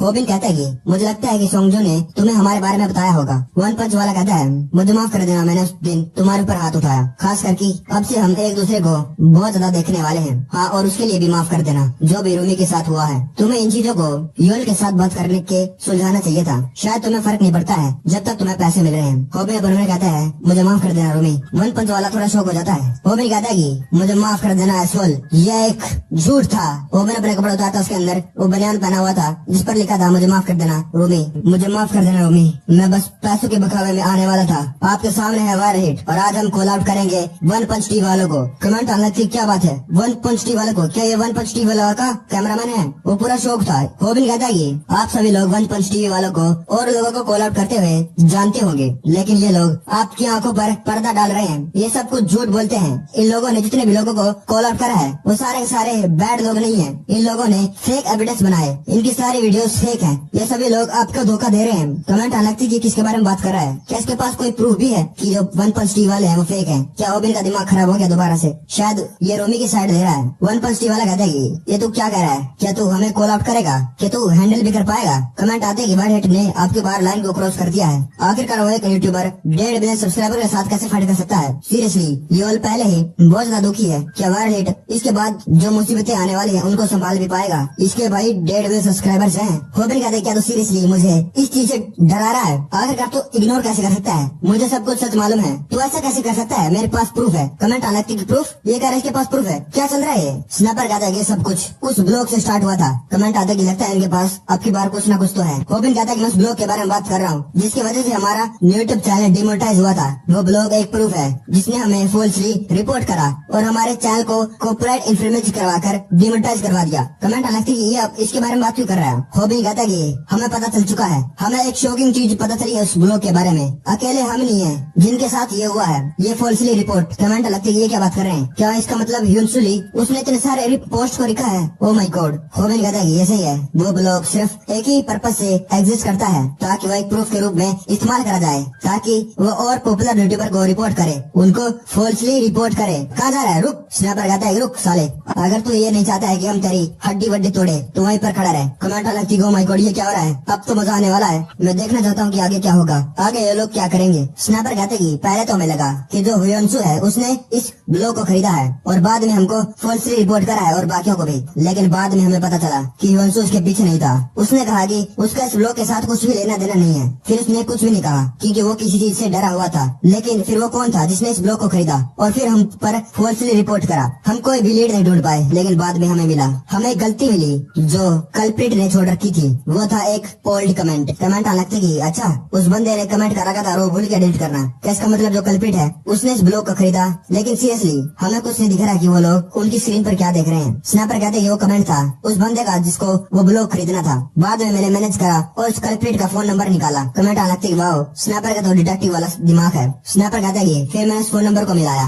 और फोन मिलाते ही इस बंदे का फोन मिल जाता है। होबिन कहता है और फोन मिलाने के बाद जिस बंदे ने इस फोन का जवाब दिया वो था cameraman from the One Punch TV. सभी लोग शौक हो गए थे, वाओ इतना बड़ा प्रूफ, क्या बात है, यह हुई ना बात, इसका मतलब वन पंच टीवी वाले कल्प्रिट थे। होबिन कहते हैं कि हम एक सर्टेन पर्सन को थैंक यू कहना चाहते हैं जिसने हमारी मदद करी ताकि हम हार न माने। कमेंट आने लगते कि योल कहाँ पर है, मुझे तो योल पहले से पसंद नहीं थी, मुझे तो रोमी पर पहले से ही भरोसा था। हम देखते हैं कि जो योल हैन थी वो भी होबिन की लाइव स्ट्रीम देख रही थी। वो कहते हैं ये साला स्टूपिड मदरफकर। होबिन कहता है कि इन लोगों ने रोमी के बारे में जो भी बोला वो सब कुछ फेक था। जितना भी इन लोगों ने बोला है कि वो एक बॉयफ्रेंड के साथ रहती थी, वो एक एस्कॉर्ट का काम करती थी, अपनी वीडियो बेचती थी, सब कुछ फेक था। योल ने जानबूझकर वो सब कुछ बनाया है और फिर सब कुछ डिलीट कर दिया। क्या आप जाकर देख सकते हैं, कुछ नहीं मिलेगा अभी, वो कुछ एविडेंस छोड़ना ही चाहती थी। कमेंट आने लगते कि ओ माय गॉड मुझे रोमी के लिए अब बुरा लग रहा है। होबिन कहता है कि अब तुम लोगों को बुरा लग रहा है एसोल्स, क्योंकि तुम लोग ही थे जिन लोगों ने इन पर भरोसा करा, इनको फेमस बनाया, इन बहन के टकों को। और अगर तुम मेरे चैनल पर जाकर देखना चाहते हो तुम्हें वहाँ पर प्रूफ मिल जाएगा कि योल ने जानबूझकर ये सब कुछ झूठ बनाए हैं। वो जानबूझकर लोगों को झूठे इल्जाम में फंसाती थी। ये है सारे ऑफेंसेस उन लोगों ने कमिटेड करे हैं, इन लोगों ने कमिटेड करे हैं और लोगों की जिंदगी बर्बाद करी। कई सारे यूट्यूबर्स की जिंदगी खराब कर दी, उनका करियर सिर्फ फेक एविडेंस बनाकर और फॉल्स रिपोर्ट कर। और इन लोगों ने उस बंदे की नाक तोड़ी है जो दिल से प्यार करता था। इन लोगों ने अपने व्यूअर्स को धोखा दिया है, उनको झूठ दिखाकर कहा कि ये सब कुछ सच है। और तो और इन लोगों ने ये भी ऑफेंस कमिट करा है मेरी दोस्त के लिए जिसका पास्ट अच्छा नहीं रहा है। वो अपने आप को मुश्किल से सपोर्ट कर रही है, उसके पेरेंट्स नहीं है लेकिन फिर भी उसने अपने आप को संभाला, अपने पैरों पर वो खड़ी है। ध्यान से सुना सोल, मैं पूरी जिंदगी में इतना ज्यादा मेरा दिमाग खराब नहीं हुआ है। सभी लोग होबिन के लिए चीयर कर रहे थे। होबिन कहता है और सबसे ज्यादा बड़ा क्राइम जो तुमने कमिट करा है वो है तुम्हारी वजह से मेरे 100 मिलियन वोट चले गए। वन पंच टीवी आजा, इसे खत्म करते हैं एक फाइट के साथ। कमेंट आने लगते योल हैन को कहो कि यहाँ पर आ जाए, अगर मैं इसको कहीं पर देखूंगा साली को मैं छोड़ूंगा नहीं, हमारा भी बदला लेने का टाइम आ चुका है, चलो उसके यूट्यूब चैनल पर। होबिन कहता है जा उस कमीने यूल को यहाँ पर लेकर आ। हम देखते कि जो यूल थी वो कहती है मैं वहीं पर आ रही हूँ, साले होबिन तू तो आज मरेगा, मैं आज तेरे टुकड़े कर दूंगी सन ऑफ अ बिच। वो भागते भागते आ रही थी लेकिन एकदम से कोई उसके पैरों में टांग अड़ा देता है और वो टप्पा खाकर दोबारा से खड़ी हो जाती है। वो देखती है कि साला कौन है, वो गाली देती है हे तू है कौन, तुझे मालूम है कि मुझे ज्यादा एग्रेसिव होना पसंद नहीं लेकिन तुम्हें लोगों के साथ ऐसा नहीं करना चाहिए। ये युलगाई थी और कहती कि तू जानना चाहती है कि मैं कौन हूँ, मैं वो फर्स्ट पर्सन हूँ जिसने होबिन के सिखाए हुए मेथड्स सीखे हैं और ये बहुत लंबा टाइम हो चुका है कि मैंने इन टेक्निक्स को फाइट में इस्तेमाल करे। युलगा कहती योल हैन फ्रॉम वन पंच टीवी, क्यों ना हम इसे एक फाइट के साथ सेटल करें। सीन कट होता है। होबिन कहता है हम उस बंदे को ढूंढ रहे हैं, उस बॉक्सर को जिसने सीसीएम चैंपियन वांगी वैंग को मारा और उस बंदे को जिसने इस ब्लॉग को उसके नाम के अंडर खरीद रखा था। स्नैपर कहता है इसके बारे में तो कुछ भी ऑनलाइन नहीं मिल रहा। स्नैपर कहता है अगर मांगी वांग उसको एक मुक्का मारे भी हार गया है इसका मतलब वो बहुत ज्यादा बढ़िया बॉक्सर है। मुझे लगता है कि आपकी बार तुम उसके साथ कुछ कर सकते हो। मुझे मालूम है कि मांगी वांग उसने जानबूझकर उसको जीतने दिया लेकिन फिर भी वो एक प्रोफेशनल बॉक्सर है, कम से कम उसकी 1-2 वीडियोस तो पानी चाहिए, लेकिन अभी भी मुझे उसकी एक भी वीडियो नहीं मिल रही है। मैं उसके बारे में कुछ भी ढूंढ नहीं पा रहा हूँ। ऐसा कैसे हो सकता है कि मैं किसी के बारे में ऑनलाइन ढूंढ नहीं सकता हूँ। यहाँ तक मैंने ह्योंसू ली के स्पारिंग लोकल जिम की वीडियो भी ढूंढ निकाली थी, बस हम उसके यूजर नेम पर जाना है लेकिन मैं कोई भी क्लू नहीं ढूंढ पा रहा हूँ। शायद हमें उसके पास्ट के बारे में ढूंढना होगा, हमें कुछ करना है, कुछ तो ऐसा ढूंढना है, कुछ तो नीचे तक गहरे चीजें ढूंढनी है लेकिन कुछ भी सामने नहीं आ रही है। होबिन कहता है क्या ये बॉक्सर है इस बात को ये छुपा रहा है क्या जानबूझकर, क्या कोई ऐसा रीजन हो सकता है जिसकी वजह से ये इतना ज्यादा कंफर्टेबल फील हो रहा है इसके पास्ट को शेयर करने के लिए, क्या ये सोशल मीडिया पे भी नहीं है। स्नैपर कहता है कि ये इंस्टाग्राम पर है। होबिन कहता है इंस्टाग्राम। स्नैपर कहता है इसको देखकर लगता है कि इसको कैमरे के पीछे रहना पसंद है। इसने कहीं कहीं अलग अलग लैंडस्केप की फोटो डाल रखी है हर एक दिन कई सालों के लिए। मुझे लगता है इसको व्यूज या फिर लाइक्स के बारे में चिंता है। क्या इसको ऐसी फोटो खींचने में थोड़ी किक मिलती है क्या? मुझे कुछ अजीब मिला है, इस अकाउंट के बारे में कुछ स्ट्रेंज है। इस अकाउंट में 2 साल के लिए एक भी वीडियो या फोटो अपलोड नहीं हुई, शायद उसके बीच में कुछ हुआ होगा, इन 2 सालों में क्या हो सकता है। फिर हमें पता चल गया कि आखिरकार क्या हुआ था। होबिन कहता है, साले मुझे मालूम है, क्योंकि तूने 2 साल जूलियन डिटेंशन सेंटर में बताए हैं। सभी लोग शौक थे। होबिन कहता है कि जो वजह है जिसकी वजह से तू ये बात छुपा रहा है कि तू एक बॉक्सर है, क्योंकि तेरे अंदर इतना कॉन्फिडेंस नहीं है। कमेंट आने लगती है, ये क्या है, क्या एक क्रिमिनल है। Oh my God. होबिन कहता है कि वो इसलिए है क्योंकि तू जेल के अंदर जोंगी बॉक्सिंग टीम ज्वाइन कर रखी थी और तू ये नहीं बता सकता है कि तूने जेल से सीखी है। जोंगी बॉक्सिंग टीम एक बॉक्सिंग टीम का नाम है जो जूलियन डिटेंशन सेंटर में बनी थी। कमेंट आने लगते कि क्या जोइंग बॉक्सिंग टीम, उसका वो क्या है। अगला कमेंट आता है कि क्या तुम्हें इसके बारे में नहीं मालूम। स्नैपर कहते हैं कि जो जोइंग बॉक्सिंग टीम थी वो एक हेली स्क्वाड थी। वहाँ पर ट्रेनिंग करना ज्यादा इम्पोर्टेंट था। वहाँ पर जो टीममेट्स थे वो बस सारा दिन ट्रेन करते और कुछ नहीं कर सकते थे। वो एक पनिशिंग एनवायरमेंट था,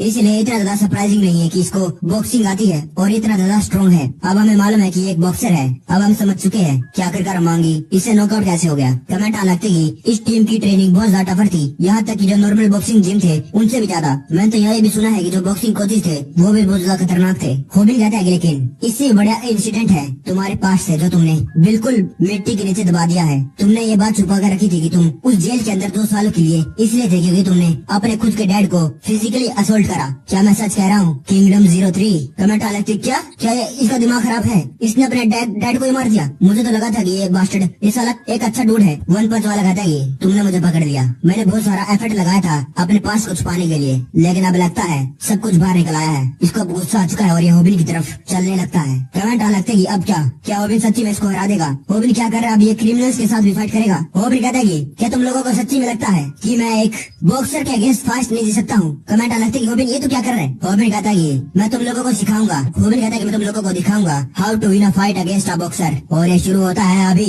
सिर कट होता है और हम युल्का को देखते हैं। वो कहते ये लो खाओ। अच्छी बच्ची, मैंने तुम्हें कहा कि अगर तुम राइस नहीं खाओगे तो तुम जिंदा कैसे रहोगी। रूबी कहती है कि मैंने तुम्हें पहले कह दिया है कि मैं अपने आप खा सकती हूँ। युल्का कहती है कि लो खाओ। पता नहीं अगला टाइम कब आएगा कि मैं तुम्हें खुद अपने हाथों से खिलाऊंगी। अब तुमने खा लिया है तो वक्त आ चुका है, मैं जाती हूँ गोल्डीगर, ठीक है। रूबी कहती है 1 मिनट रुको, तुम थोड़ी और देर यहाँ पर रह सकती हो। युल्का कहती है कि दरअसल बात यह है कि अब मैं और यहाँ पर सह नहीं कर सकती हूँ। रूबी कहती है कि तुम्हारा क्या मतलब, कहाँ जा रही हो तुम। युल्का कहती है कि मैं अपने हेड को डाउन करना प्रेफर करती हूँ, मुझे फाइटिंग करना पसंद नहीं है, चाहे कोई मेरे फेस पे भी मुक्का मार दे। लेकिन अब की बार हद पार हो चुकी है, इसलिए मुझे जाकर किसी की बैंड बजानी है।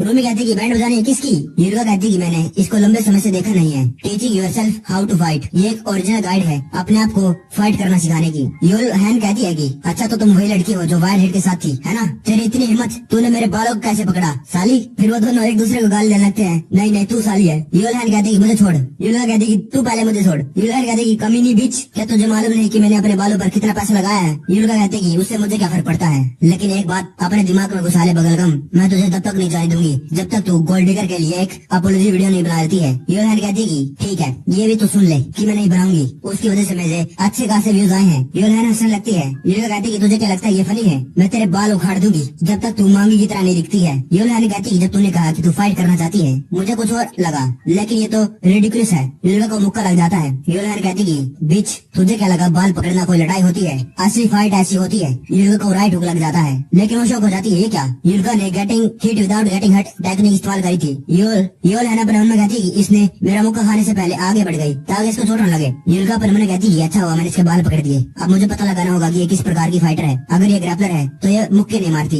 ये मुझे कोई चोक लगाती। यूल कहती है अच्छा तुमने अच्छी खासी ट्रेनिंग ले रखी है, तुम्हारे पंच का जो फोर्स है वो तुम्हारे पिछवाड़े से आया है, तुम्हारा रियर एंकल रोटेटेड है ताकि तुम अपने पंच को और ज्यादा फोर्स दे सको, लगता है तुम एक बॉक्सर हो। यूल उसको पकड़ने लगती है लेकिन वो पीछे हट जाती है। यूल कहती है अच्छा तो तुम गेटिंग हट विदाउट गेटिंग हट इस्तेमाल कर रही हो, क्या तुम होबिन को कॉपी कर रही हो। ओपन होने कहती है इसको कैसे मालूम कि मैं एक बॉक्सर हूँ। यूल कहती है अच्छा अब तू चाहती है कि एक एमेचर फाइटर एक बॉक्सर के अगेंस्ट फाइट करके कैसे जीत सकती है। यूल कहती है तुझे लगता है कि मैं होबिन को कॉपी कर रही हूँ, मैं वो हूँ जिसको सब कुछ मालूम है। हम उसकी किताब का एक पेज दिखते हैं जिसके अंदर लिखा था कि एक एमेचर फाइटर अगर किसी के साथ फाइट हो जाए पहले उसको पता लगाना होता है कि उसका ओपोनेंट कौन सी कॉम्बैट स्पोर्ट जानता है। पहली क्लासिक मूव थी कि अपने ओपोनेंट के बाल पकड़ लो। क्या मैंने सही कहीं पहले लिख रखी है? यूलिका कहती है अच्छे से देख, जिस बंदे ने मुझे ये हाउ टू फाइट सिखाया है उसने मुझे बता रखा है कि बॉक्सिंग के कई सारे स्टाइल होते हैं। तेरी क्लास की वजह से मुझे लगता है कि तुझे हार्ड पंच मारने आते हैं तेरे वजन के कारण, और मुझे लगता है कि तू एक आउट बॉक्सर है क्योंकि वो लोग बहुत ज्यादा शांत होते हैं, लेकिन तेरा दिमाग तो लोहे से भी ज्यादा गर्म है, तो तुम पक्का ही एक इन फाइटर होगी। योलहन कहते हैं ये इम्प्रेसिव है और उसको मुक्का मार देती है। तुम पक्का ही फाइटिंग में बहुत ज्यादा इंटरेस्टेड हो, लेकिन तुम बार बार गैस क्यों कर रही हो? यूलिका अपन मन में कहती है कि इन सभी फाइटिंग स्टाइल में से ये पक्का एक बॉक्सर होनी चाहिए थी। मुझे लगता है कि शायद ये हपकीडो है क्या? योलहन कहती है मुझे लगता है कि तुझे गैस कर देना बंद कर देना चाहिए। ऐसा लगता है कि तुझे कुछ नहीं मालूम, तू तो अपने फेस को भी डिफेंड नहीं कर सकती है। यूलिका अपन मन में कहती है मुझे बिलीव नहीं हो रहा कि एक बॉक्सर है और तो और एक इन फाइटर भी है, अब तो मेरा काम आसान हो गया। योलहन कहती है जब तुम एक बॉक्सर के साथ फाइट कर रही होती हो ये क्या है, और उसको मुक्का जाकर लग जाता है वहाँ पर, वो दर्द के मारे चलने लगती है, उसका हाथ में चोट सी लग गई थी। वो कहती है तुमने क्या छुपा रखा है? यूलिका कहती है अच्छा अब तो क्या करेगी, रेफरी के पास जाकर रोएगी? यूलिका ने अपने पेट के पास एक प्लेट छुपा रखी थी और हमने जो उस किताब का पेज देखा था उसके अंदर भी ये लिखा था एक मेटल शीट को अपने पेट के नीचे छुपा लो। यूलिका कहती है रोने की कोई बात नहीं है क्योंकि जो भी तुमने करा है। यूलिका उसका हाथ पकड़ लेती है और खींचती है, जो भी तुमने रूमी के साथ करा है उसकी वजह से इतनी वो रोई है। योलहन पूरी शौक हुई थी और हम उसकी किताब का दूसरा पन्ना देखते हैं, उसमें लिखा था कि advance fighting technique, how an amateur fighter can win against a boxer, the flying arm bar. Yulika ने योलहन के ऊपर लगा दिया था। द फ्लाइंग आर्म बार एक ऐसी टेक्निक है जिसके अंदर तुम अपने ओपोनेंट की आर्म को पकड़कर कूदते हो और फिर उनकी एल्बो को बाहर की तरफ ट्विस्ट करते हो। जितना ज्यादा वजन तुम्हारा कम होता है उतना ही ये टेक्निक तुम्हारे लिए एग्जीक्यूट करने के लिए आसान होती है। तुम इसके बारे में क्यों जानना चाहते हो मुंशियों? मुंशियों कहते हैं क्योंकि तुम इसी टेक्निक के कारण फेमस हो गए थे और तुम बेस्ट हो, तुम इसके अंदर पूरे बेस्ट हो। लोगन कहते हैं ये टेक्निक बहुत ज्यादा मुश्किल है और कोई भी आरा गहरा ऐसे नहीं कर सकता है, और अब तो काफी जगह भी नहीं है जहाँ ये टेक्निक सिखाई जाती है क्योंकि ये बहुत ज्यादा मुश्किल है और मुझे लगता है कि तुम इसको और कहीं नहीं सीख सकते हो, तुम मेरे से सीख सकते हो। मुंशियों कहता है कि हाँ। लोगन कहता है कि मैं तुम्हें एक बात बताता हूँ कि तुम दूसरे हो गए जिसको मैं ये टेक्निक सिखा रहा हूँ। मुंशियों कहते हैं कि दूसरा, इसका क्या मतलब? लोगन कहता है कि मैंने पहले इस मूव को एक कोरियन को सिखा रखा है पास्ट के अंदर, ये बहुत पहले की बात है। मैंने उसको ये स्किल सिखाई थी सेल्फ डिफेंस के लिए। वो इतनी टैलेंटेड तो नहीं थी कि वो एक कॉम्पिटिटिव फाइटर बन सके, लेकिन उसके पास इतना जिगरा था कि वो अपने आप को इंजरी से बचा सके जब वो इस फ्लाइंग आर्म बार को एग्जीक्यूट कर रही होती है। यूलिका परमानेंट कहती है कि इसका हाथ इंजर हो गया है क्योंकि इसने मेटल ट्रे को मारा था और मैंने फ्लाइंग आर्म बार को भी सक्सेसफुली पुल ऑफ कर दिया है और इसकी इंजरी के कारण ये ज्यादा देर तक टिक नहीं पाएगी और इसको ये भी नहीं मालूम होगा कि आखिरकार एक आर्म बार से कैसे एस्केप किया जाता है। यूलिका कहती है कि मैंने तुम्हें पहले ही कहा है, मुझे जवाब दो, क्या तुम माफी मांगोगी नहीं? अगर ऐसे ही चलता रहा तो तुम्हारी आर्म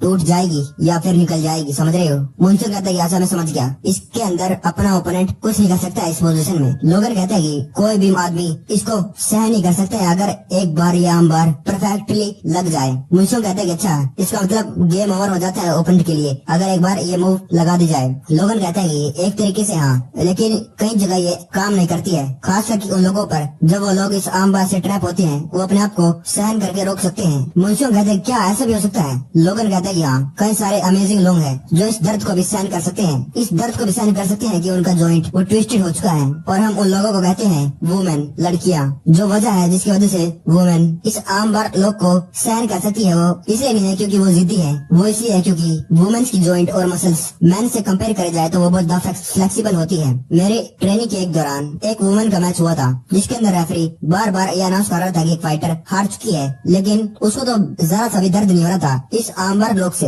इसलिए कई सारे वुमन हैं जो इस दर्द को सहन कर सकती हैं, जबकि उन लोगों को मालूम नहीं कि वो लोग कैसे कर रहे हैं। यूलिका पर कहती है ये क्या हो रहा है, कि इसको दर्द नहीं हो रहा? योलहन यूलिका को बुड़का बाढ़ देती है, यूलिका दर्द के मारे चिल्लाती है और उसको छोड़ देती है। यूलिका का खून वहाँ पर फैल जाता है। यूलिका कहती है जीसस साली तू तो एक रैबिट डॉग है, रैबिट डॉग। योलहन कहती है अच्छा है तो तुझे इससे कोई प्रॉब्लम है क्या? क्या तू रेफरी के पास जाकर रोएगी? खड़ी हो कमीनी, दिखा मुझे तू अपनी एक आंख और एक टांग के साथ क्या कर सकती है। यूलिका कहती है अच्छा तो बड़ी बड़ी बातें करती है, आजा मेरे पे। यूलिका पर कहती है चाहे वो जितना मर्जी ट्राई कर ले, लेकिन है तो वो एक बॉक्सर ही, वो अपनी एक आर्म को इस्तेमाल नहीं कर सकती है। अब यूलिका उसका अटैक ब्लॉक करने लगती है, यूलिका शॉक हो जाती है, उसका खून वहाँ पर फैलने लग जाता है। यूलिका दर्द के मारे चिल्लाती है और योलहन खुशी के मारे हंसने लगती है। यूलिका कहती है ये क्या है डेविल कहीं की, तूने ऐसा कैसे कर दिया? योलहन कहती है क्या तू ठीक है? क्या तेरी आर्म में कोई छेद तो नहीं हो गए? अनफॉर्चुनेटली मेरे पास तेरे लिए बैड न्यूज है। यूलिका पर कहती है तभी तुम्हें सोचो इसने अपने बाल नीचे क्यों गिरे हैं। योलहन कहती है अगली बार मैं तेरे मुंह में पंचर करने वाली हूँ। हम देखते हैं कि उसके बाल में जो पोनीटेल बनी हुई थी उसमें ये छल्ले वल्ले लगे हुए थे और उसने बाल से निकाल कर अपनी उंगलियों में पहन लिए हैं, जिससे ही जब उसने युल्का को मुक्का मारा तो ये पहनी चीज उसको लग गई। युल्का कहती कि इसलिए क्योंकि इसके पास ब्रास नकल है। अब मैं समझ गई, तुम ब्रास नकल इस्तेमाल करने वाले हो क्योंकि तुम अपनी एक आर्म के साथ फाइट नहीं कर सकती हो। तुमने इसको एक स्ट्रीट फाइट बना दिया है। तुम इतनी ज्यादा कॉन्फिडेंट हो चुके हो, लेकिन अब तुम इसके बारे में पछताने वाली हो। ठीक है, मुझे ये करना होगा। युल्का कहती कि अब देखते हैं कि किसका फेस पंचर होगा अब की बार। How an amateur fighter win a street fight. Scene करता है और हम युल्का को देखते हैं। वो कहती कि उसने कहा उसका नाम योलहन है। मुझे मालूम है कि मैंने गोल्डिगर को कहा था कि मैं किसी को पीटने वाली हूँ, लेकिन अगर वो कमीनी मार्शल आर्ट में ट्रेन होगी तो क्या करूंगी। अगर मेरा फेस पे चोट वोट लग गई तो, खरोच आ गई तो, जो फाइटिंग टेक्निक्स मुझे आती है वो बस थोड़ी सी है और वो मैंने बस सेल्फ डिफेंस के लिए सीखी थी। उसका फादर कहता है अंदर क्या चल रहा है, आजा बाहर रोटी खा। युल्का कहती कि मैं वर्कआउट कर रही हूँ। उसका फादर कहता है कि वर्कआउट, बाहर निकल, तू ये क्यों कर रही है, क्या तू और ज्यादा लंबी होनी चाहती है। वर्कआउट करने से पहले तुझे खाना खाना चाहिए। युल्का कहती कि मैं तो अपने जीन्स की वजह से छोटी रह चुकी हूँ। उसका फादर कहता है कि मैं उसके बारे में सॉरी मांगता हूँ। युल्का कहती कि भूल जाओ, जो भी हो, मैं तुम्हारे साथ बात नहीं करना चाहती हूँ। उसका फादर कहते क्या अब तुम बुढ़े आदमी के साथ ऐसे बात करोगी। युल्का कहती है कि योलहन अगर वो मार्शल आर्ट में ट्रेन है तो मुझे लगा कम से कम उसको बॉक्सिंग ही आती होगी, और जब मुझे पता चला कि उसको सिर्फ बॉक्सिंग आती है तब मैं थोड़ी सी रिलैक्स हो गई। योलहन कहती कि तो ठीक है, अगली बार तेरा मुंह पंचर कर दूंगी। युल्का पर उन्होंने कहती कि मैं रिलैक्स हो गई थी क्योंकि मुझे लगा कि ये सिर्फ एक बॉक्सर है, लेकिन ये तो एक स्ट्रीट फाइटर निकली। अब की बार मैं इसका इस्तेमाल करूंगी। हम उसी किताब का दूसरा पन्ना देखते हैं, द स्ट्रीट फाइटर। फाइटर्स जो स्ट्रीट फाइट के अंदर एंगेज होते हैं, दो चीजें हैं जो तुमको अपने दिमाग में बिठा लेनी है जब तुम उनके साथ फाइट कर रहे हो। पहली है, तुम्हें कभी नहीं मालूम होगा कि वो अपने हाथ में क्या ले रखे होंगे। स्ट्रीट में फाइट करना ऐसा है जैसे तुम एक बड़े से जाइंट रिंग में बिना रेफरी के फाइट कर रहे हो। तुम उनके ऊपर किसी वेपन का इस्तेमाल करते हुए हमला कर सकते हो। युल्का कहती कहाँ भाग रही है, अभी मैंने तेरे मुंह पे मुक्का नहीं मारा है। युल्का उसके मुक्के से बड़ी मुश्किल से बचती है, लेकिन उसके हाथ पर चोट लग जाती है। युल्का पर उन्होंने कहती ये अजीब है, ये खाली अपनी एक आर्म से मुझ पर वार क्यों कर रही है। फिर वो याद करने लगती है कि इसने लेफ्ट हैंड से मुक्का मारा था और वो प्लेट पर लगा था, शायद इसको चोट लग गई है और अपना लेफ्ट हैंड इस्तेमाल नहीं कर सकती है। युल्का कहती है हे बगलगम, ऐसा लगता है कि